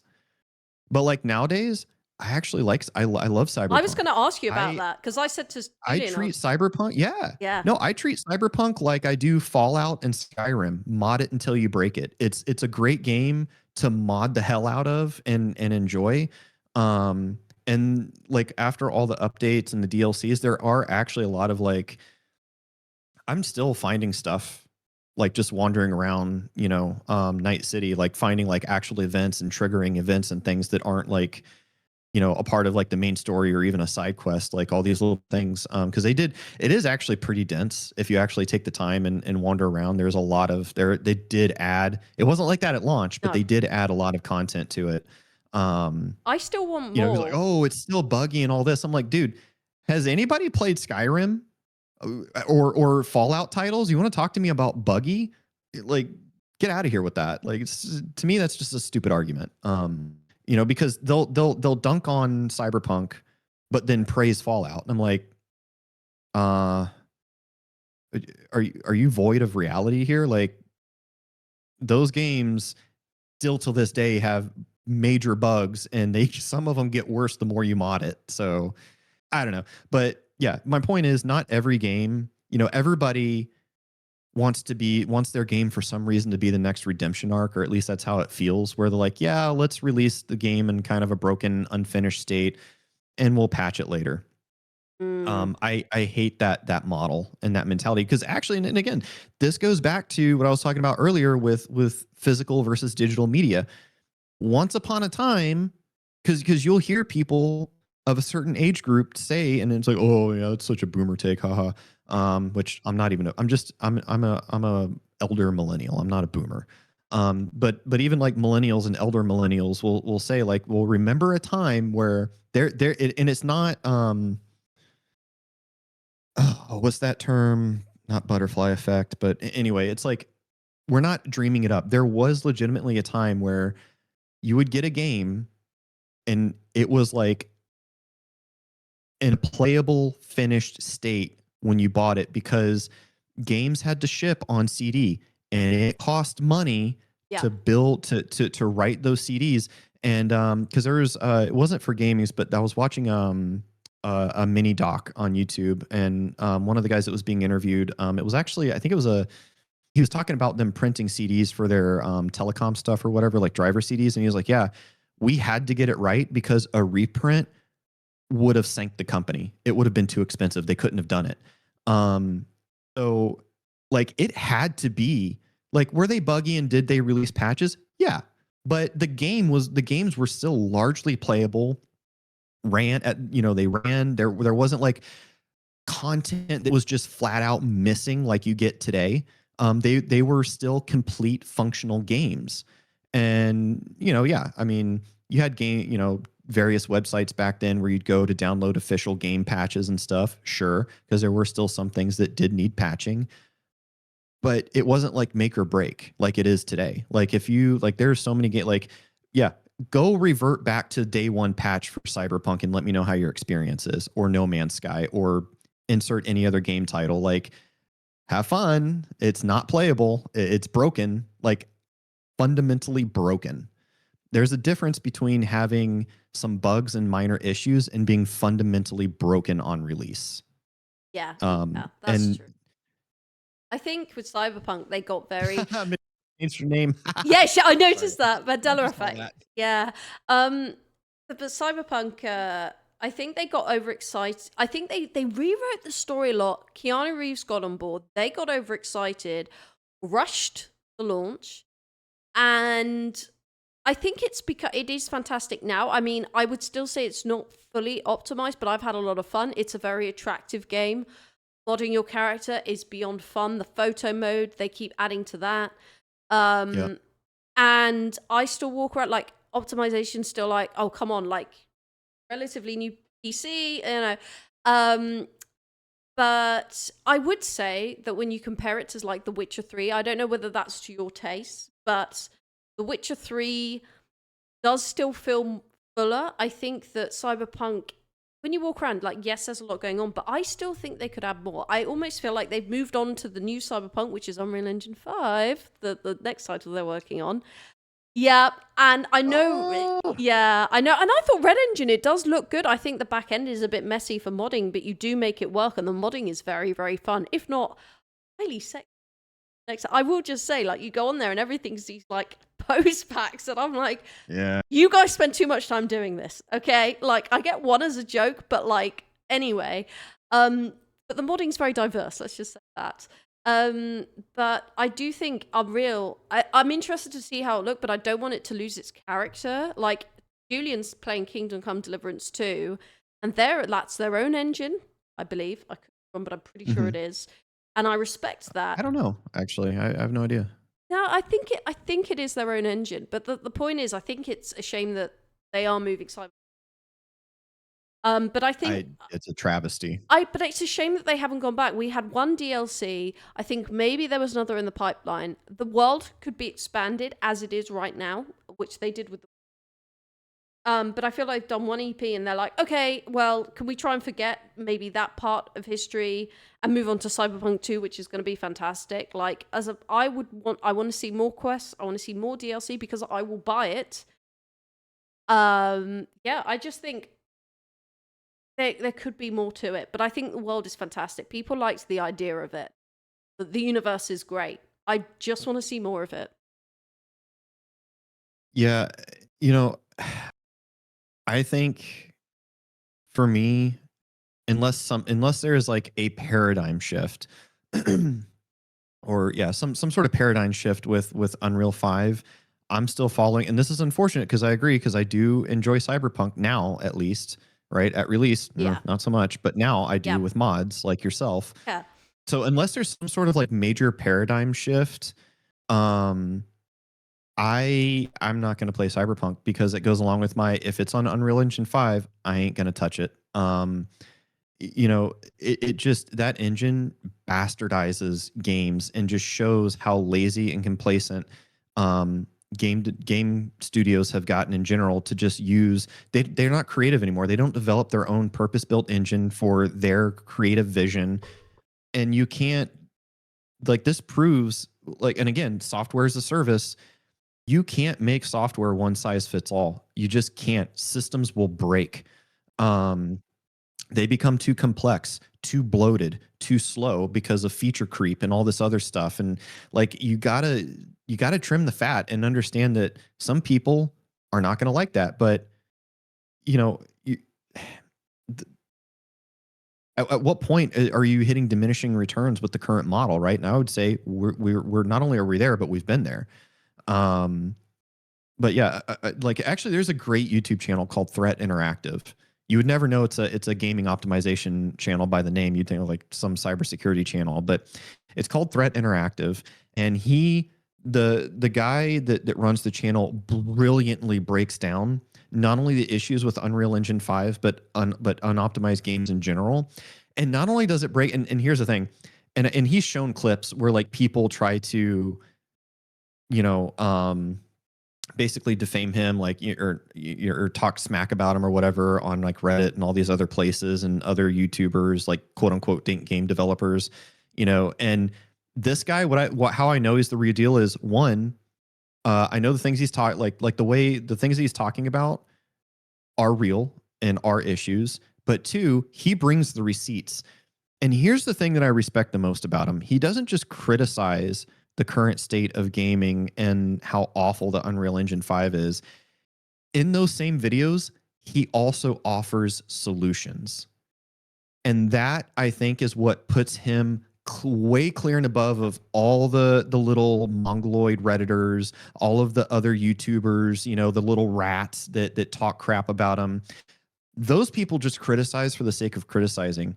He actually, he's like, here's the criticism, here's the receipts. He actually shows what he's talking about, and then he's like, and by the way, here's how you can fix it. And he actually shows it. That's what puts him, that's what, like, I'm like, this guy gets it. This guy, he's the real deal.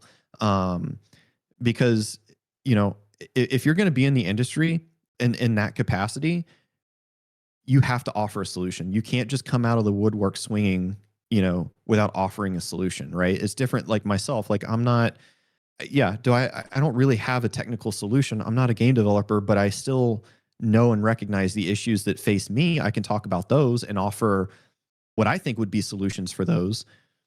But he has that technical, he offers like that technical solution, like, hey, here's how you cut down on frame draw time. Here's how you cut down on, you know, having to re-render the same thing needlessly and spend so many CPU or GPU cycles or just computational cycles rendering something needlessly. And he shows, like, you know, how bloated the Lumen engine, you know, Lumen is, and which is Unreal Engine's form of RTX, and it sucks.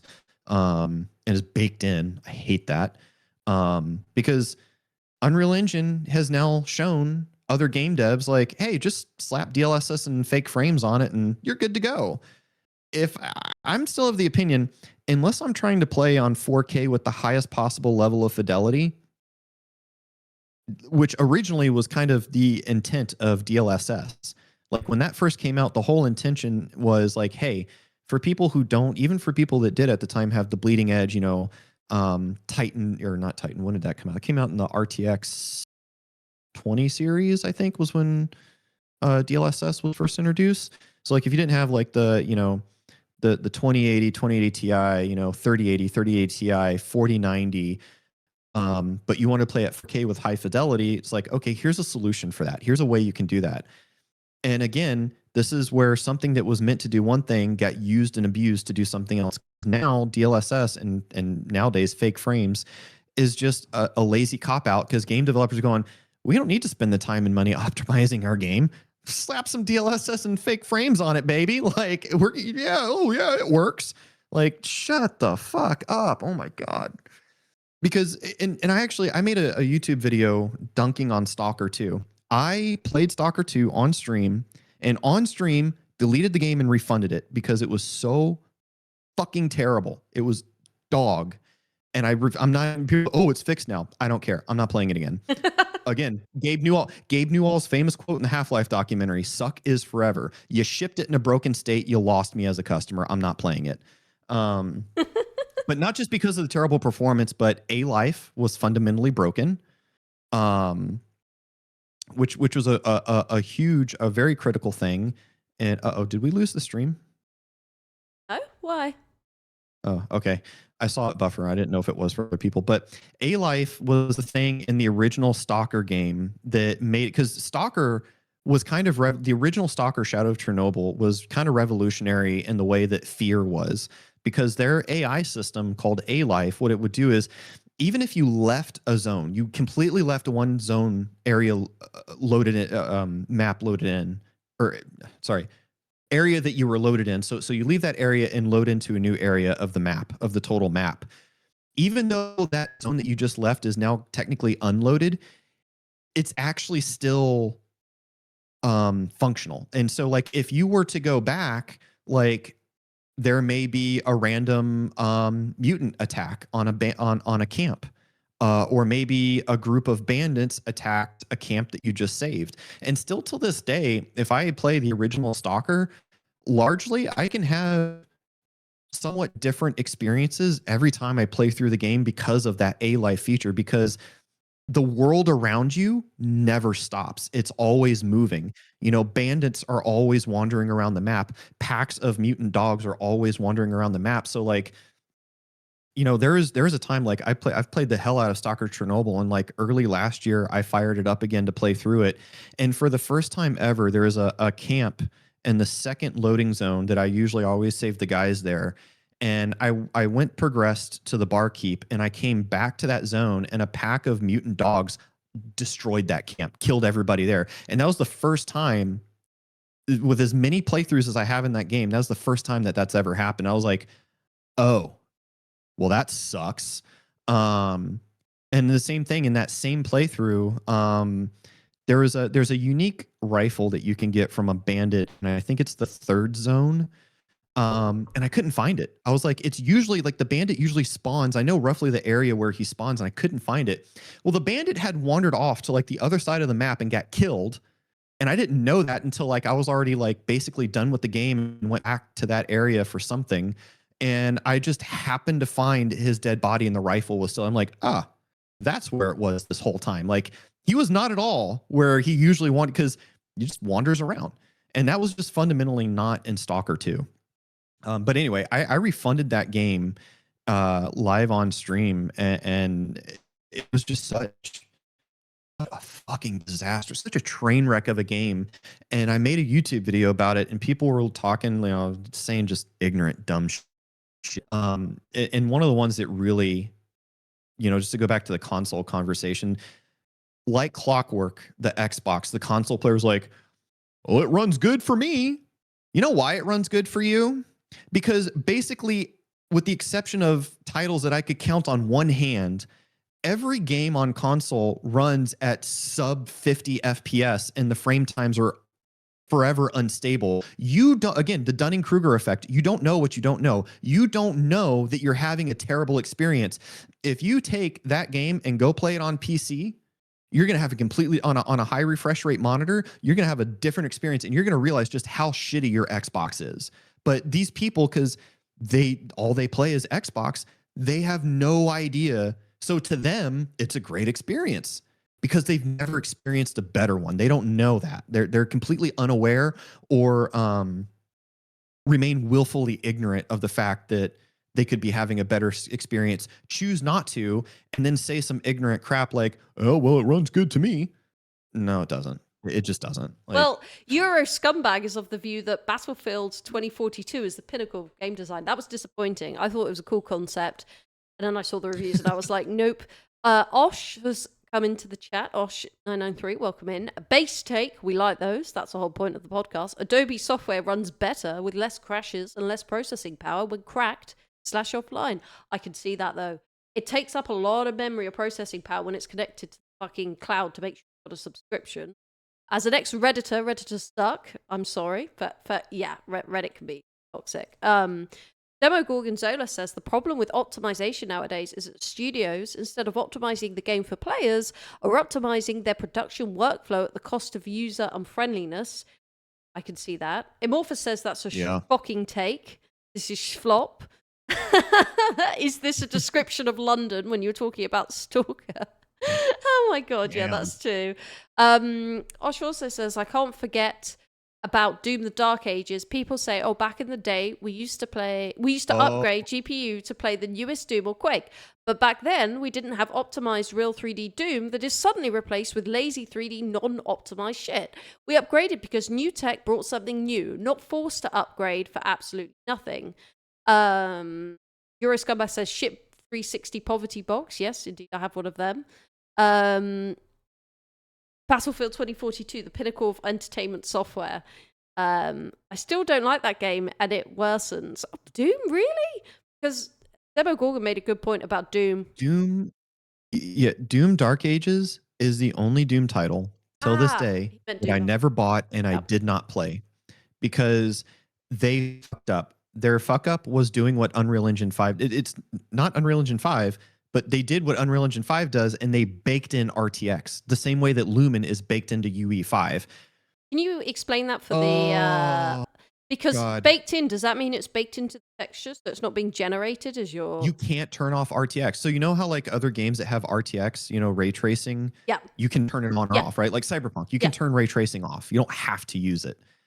You can't turn it off in Doom Dark Ages. It's there, and it's just there. I think there's mods and ways now that you can strip it out and turn it off. I think modders fixed it, as they usually do. But I still refuse to touch it. And this whole thing of like,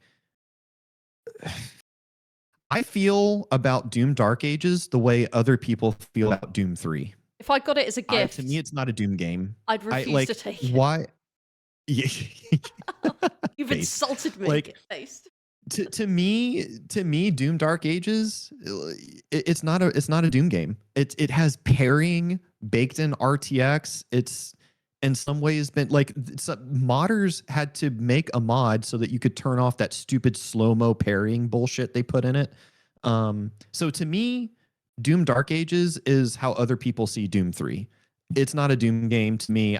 I'm just like, yeah, to me, the most recent Doom game is Doom Eternal still. And they I don't know. In my opinion, they fucked up with Dark Ages. I'm a huge Doom fan.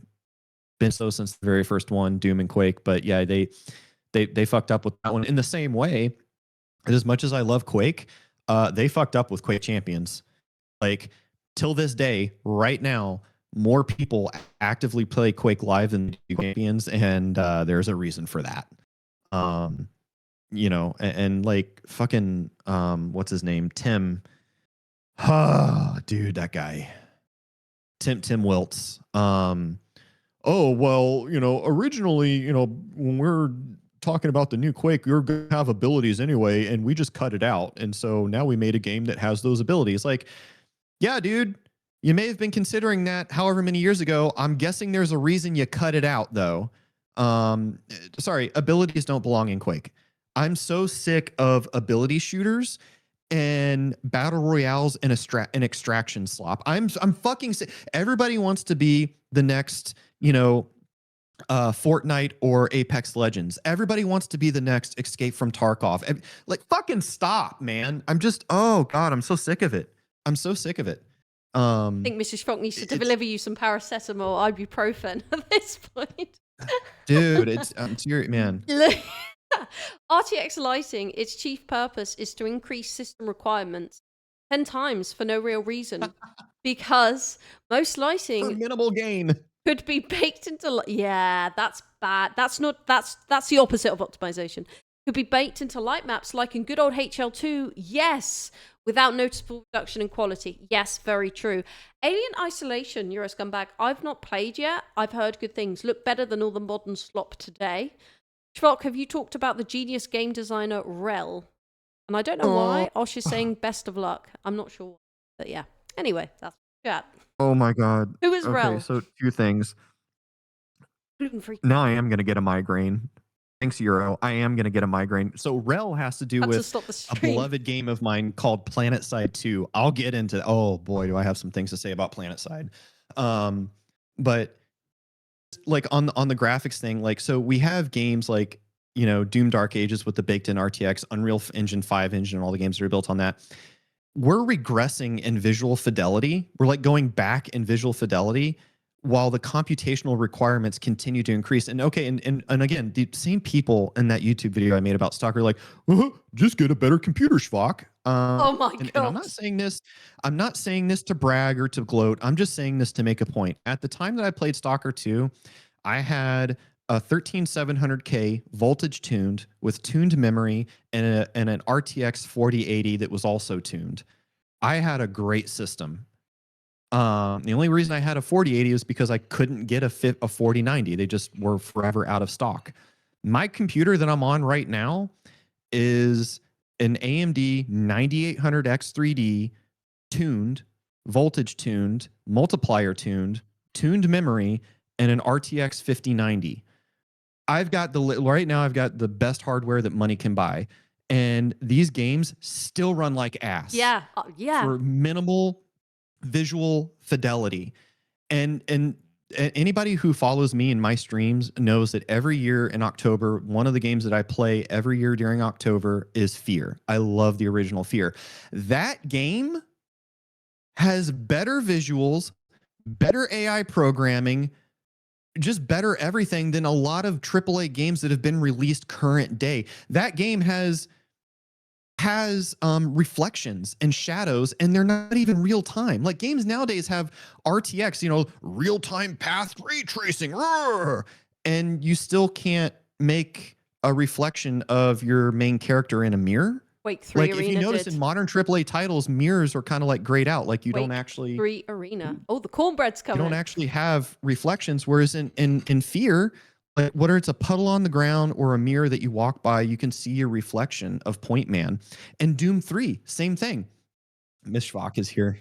And same thing in Doom 3. Like in the beginning of Doom 3, if you go into, or any time you go into the bathrooms with a mirror, you can see Doom Guy, the Doom Marine. Well, if you follow lore, he's not the Doom Guy, he's Doom Marine. But you can see the Doom Marine, and you can switch weapons, turn your flashlight on or off, and it happens in real time, even though it's not actually in real time. But developers back then had to work within certain constraints and used certain methods and tricks to pull these things off that make you think it's real time, even though it's actually not. Some of them are like static meshes, other things that are like but I'm like, if these guys could do it then, why can't we do it now? And even again, somebody like me who has literally the best hardware money can buy, and it's been optimized and tuned, it's ridiculous. It's absolutely ridiculous. And again, I'm not saying that to brag. I'm just saying it to really drive the point home that like even people who do have the bleeding edge hardware, this shit still doesn't run good. And I'm not playing at 4K either, by the way. I have a high refresh rate 1440p monitor. So I'm not even trying to play at 4K. I'm just playing my games at 1440p native. I should be able to play games at 1440p native with the specs that I have. But these game companies, they're like yeah, the intensity. Osh says, but yeah, Rel. Oh, sorry, go ahead. No, I was gonna. The chat is popping with your based takes. Osh says, "Prey. I need to play Prey and finish Stray. That was good. Anyway, Prey has an amazing. Wait, which Prey? 2017 has an amazing atmosphere. Doom 2016 has mind-blowing details. That's true. Their own excuses, real-time body parts being ripped correctly. I enjoyed 2016. Lady Miss Dragon says Quake Champions was okay, but I also feel like there might have been a reason it went free to play. I never bothered playing it within months of release. There's a number of reasons why it has little more than a cult following. Yeah, I just stuck with Quake Live. Euro Scumbag. The human eye cannot see above 60 FPS. Fact checked by British Patriots. Keep saying your name wrong. I'm sorry. Razruhov. RTX 5090 shunt modded. And we have a first time chatter. No, not shunt modded. Not shunt. Okay. Vector no, Victor. It's not shunt modded, but I've done other stuff to it. To basically, I tweaked the power delivery so that it can maintain higher clocks for longer. That sort of like I didn't shunt mod or anything. I probably won't do that until I give it its own water block, because I do have a custom water loop, but the only thing that's cooled right now is my 9800X 3D. I still have the stock, the NVIDIA cooler, since it's a Founders Edition on it. So I just tweak the voltages and the timings so that it can maintain high clocks for longer. But I'll probably shunt mod when I get a water block for it and put some liquid metal on there. So anyway, continue. With new chatter, first time chatter, Vector Victor, welcome in. Welcome to the stream or rant, as we like to. As it's turned out. Osh says, I feel kind of lucky I own a fully modified PS3. So many PS2 and PS3 games to play that can run natively on the PS. I'll forever make the joke that when I see old games with real-time reflections from 2005. Yeah, so Quake 3, I don't know why there's hate on gluten-free. Quake 3 Arena they are good. had reflections. And that was pretty groundbreaking at the time. I thought it really smooth, really cool. And this is the thing, Cyberpunk, unless I've not enabled something, reflections don't work in Cyberpunk. No, they don't. No, they don't. Ooh. You're right, they don't. Doesn't help with the immersion. Who was it that mentioned Quake Champions going free to play not long after it's released? Lady Miss Dragon. Yeah. So yeah, no, and that's Shvok. Shvok what? Most gluten-free is trash, but if it's done right, you never. Yeah, that's true. Oh yeah, no, that's absolutely true, because Miss Shvok, she has a genetic celiac, which means it's like Mm. It's more than just an allergy. Like it can send her to the hospital. But like how some people are allergic to peanuts. Um, and yeah, so she had to learn recipes that were gluten free. And yeah, most gluten free stuff it's like the texture's different. It tastes like chalk. It's bland. It's just awful. But when done right, you legitimately, if I handed somebody she makes these like cookies that I love. They're called Brookies. It's kind of like a cross between a brownie and a cookie. They're like soft and gooey, but also a cookie, and they're the most amazing, delicious thing ever. If I handed that to somebody and was like, "Hey, try this. Let me know what you think," and then told them, "By the way, that's gluten free," I guarantee you they wouldn't believe me. They're like the pasta. She makes homemade pasta because we like pasta, but again, the whole gluten free thing. Her homemade pasta tastes like normal. Like you wouldn't know the difference. You really wouldn't know the difference. You won't, because I'm very sensitive to that. And there's a lot, like, I even told her, I'm like, you can do gluten free. I'll eat the normal stuff because it tastes like shit. And she's like, no, no, no, no. And no, yeah, no, yeah. With the proper care, yeah, it's good. Um, anyway, uh, We went off on a gluten. Shvok. Yeah, that was way off top. Gaming, gluten free. Anyway, Talking about reflections.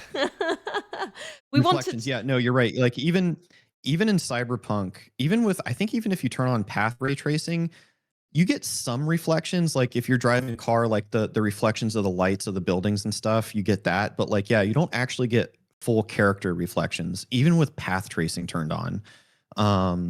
And again, these games in the early 2000s could pull it off. Why can't we do it now? Like developers are creatively envision and yeah, they're creatively bankrupt. Like Rel, by the way. There's your segue into Rel, because I saw Euro mention Rel again. So there is a game, PlanetSide 2. I was a huge PlanetSide player, big PlanetSide fan, loved it. I love PlanetSide. Not perfect, but it is what it is.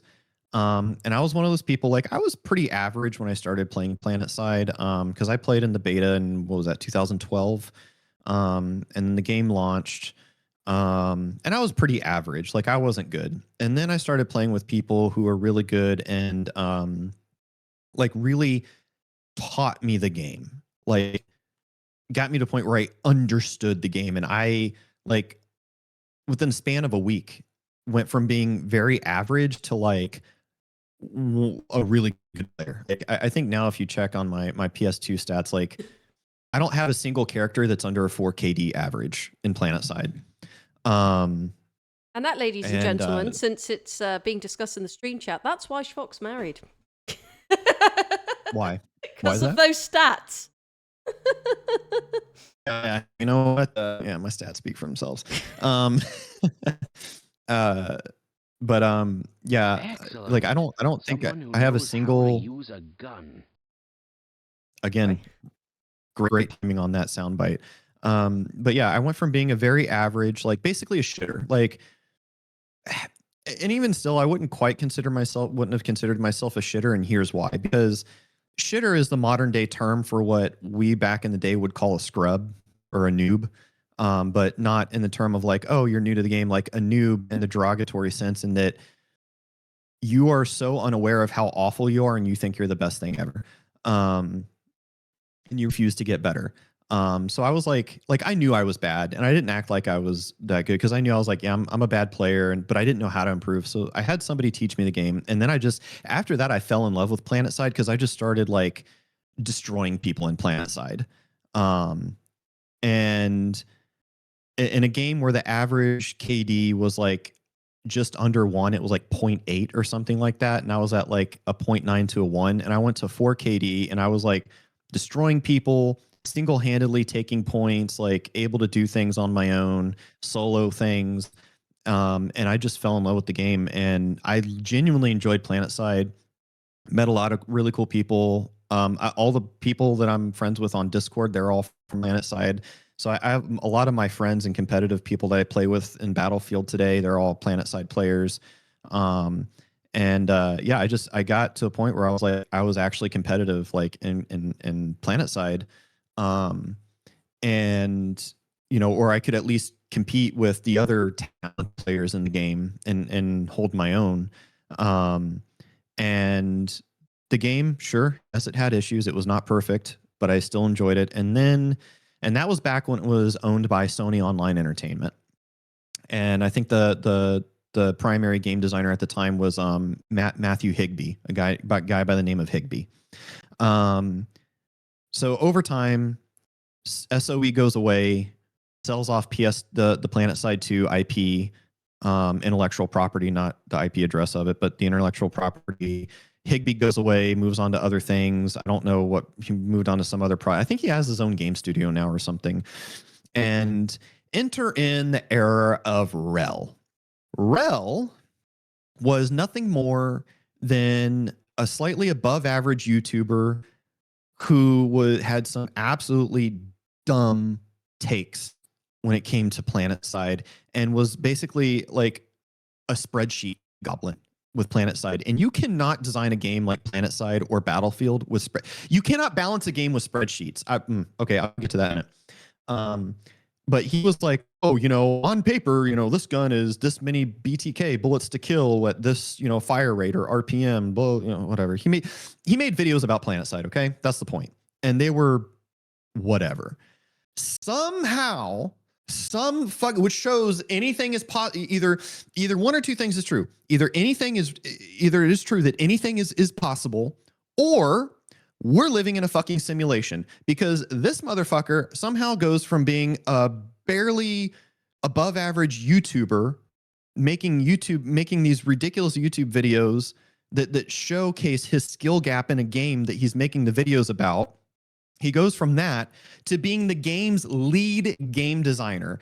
Oh, Jesus Christ. The era of Rel is why Planets. Actually, I'm curious right now. Let's see, Steam charts, PlanetSide 2. And this game's been around since 2012, by the way. The game just needs to die. There's 550 active players as of this moment. The game used to at least have a few thousand. It used to average between like 2,000-3,000 players, roughly. And so, to anybody who's not familiar with PlanetSide 2, it's a massive, large-scale, persistent battle. It's basically like if Battlefield were done on an entire continent and not just a single map, and that the battle was persistent. There were no lobbies, there were no anything. It's just you log it. It's kind of like playing in an MMORPG. You log into the server or the realm or whatever, for people who are familiar with MMORPGs, and you play. Like, it's persistent. There are no lobbies, there's no queues, there's no nothing. You just log in and you play. And the reason that's relevant, just to kind of catch people up, so that's kind of the basis of how PS2 PlanetSide 2 worked. So Battlefield, but larger scale, couple thousand concurrent players at any given time. Something's always happening. And one of the best things that I loved about PlanetSide was that because of how the game was and the design of it, every time you logged in, you could have a different experience. I loved that. That was something that was very unique to PlanetSide 2. I've not had anything close to that in any other game, not even Battlefield 6. If I log into Battlefield 6 right now, I know roughly the experience that I'm going to have. So Rel came in, got the title and job of lead game designer. Again, either anything is really possible or we're living in a simulation, and basically starts to destroy the game through his vision of what PlanetSide should look like and how things should be balanced to make things, and this is where I start to get pissed off, to make things more strategic and more fair. Like, so one of the first major changes that he did to the game was, I think it was the escalations patch, where he fundamentally changed one of the continents and added in what became known. It became a meme in the game called the Rel Storms. So there were multiple continents which functioned as the maps. So you had your server, right? So for people who are familiar with MMORPGs and how that works, you had your server that you log into. Then which would be an MMO in like MMORPG terms, that would be like your realm that you logged into or whatever. And then once you're logged in, there were 3 continents that you could choose from to play on. And you could jump from one continent to another at will. There were, again, persistent battles. There was always something happening across all the continents. You had Endar, Hassan, Esamir, and Esamir is the one that he changed. It was the snow continent. And he added these like storms that like migrated around the map, and like it was supposed to be like make the game more immersive and make you play different, and it just became a fucking meme because it was a poorly conceived idea and it was even more poorly executed. And like I said, it became a meme. The player base started calling it the Rel storms. I don't even remember the actual name of these storms, like, because I just know it as the Rel storms. I don't remember what they were actually called.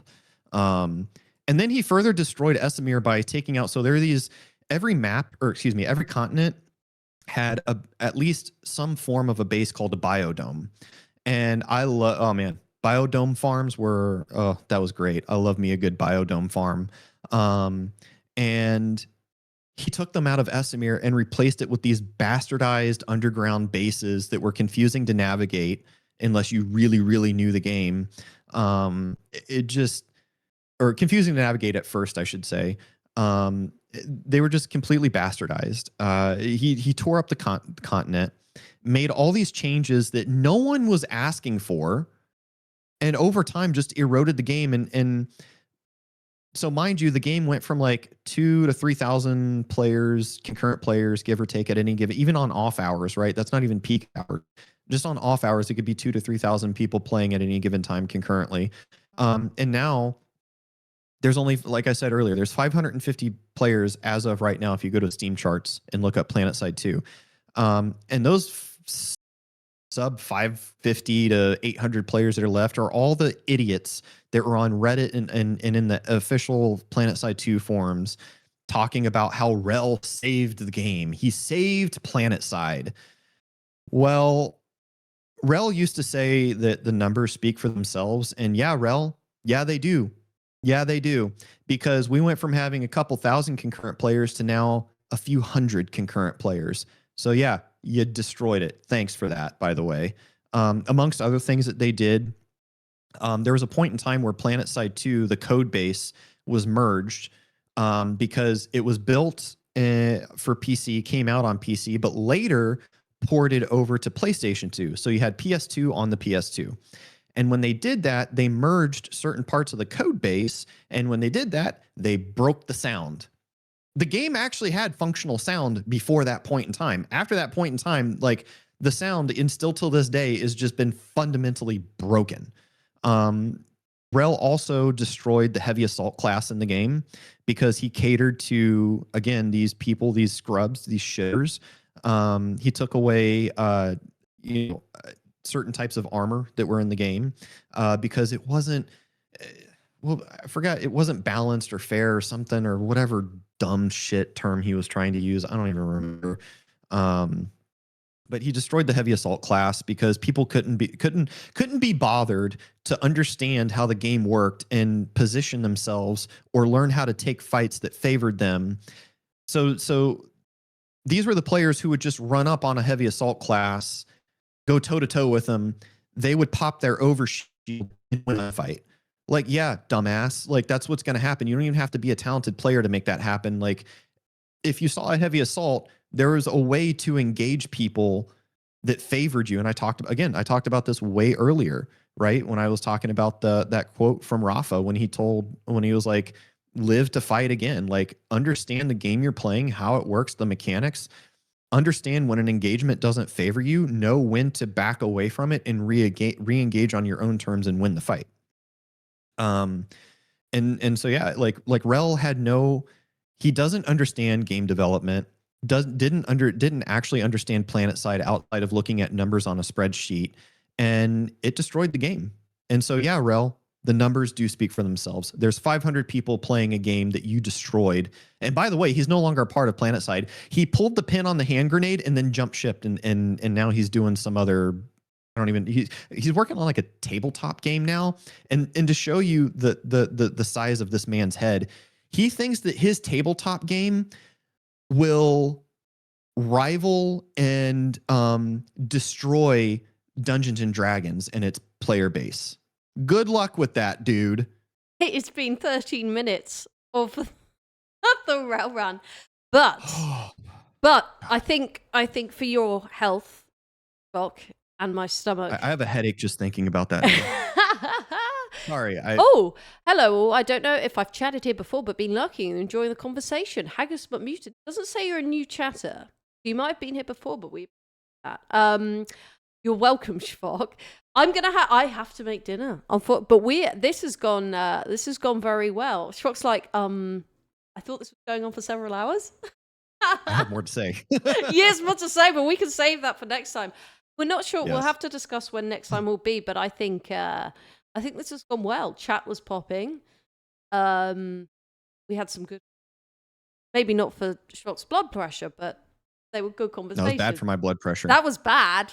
But yeah, we've got lots of chatters, lots of base bold takes. claim. A bold claim. We've had a rant about Rel, this person who I've just learned about. But yeah, thank you. I feel like I've cut off your thing, but I haven't served dinner. No, you're good. Well, thank you everyone for joining. Thought we'd try out something different. I would try it. I think we'll definitely do it again. It's a question of when.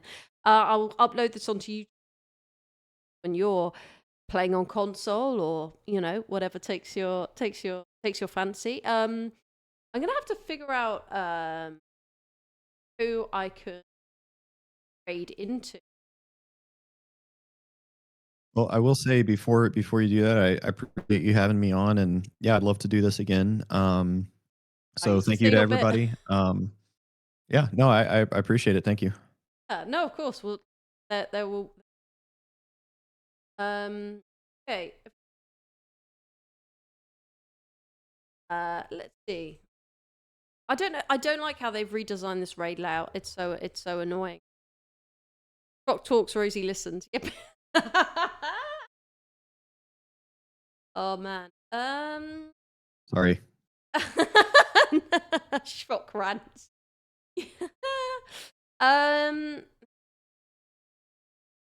Fine. Don't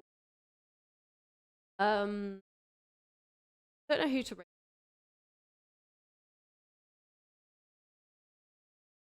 Do you have any suggestions, Shvok? Any?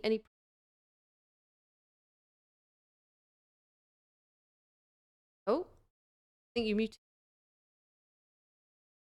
Oh, sorry. Yeah, I did. I'm trying to look and see who's on that I know personally.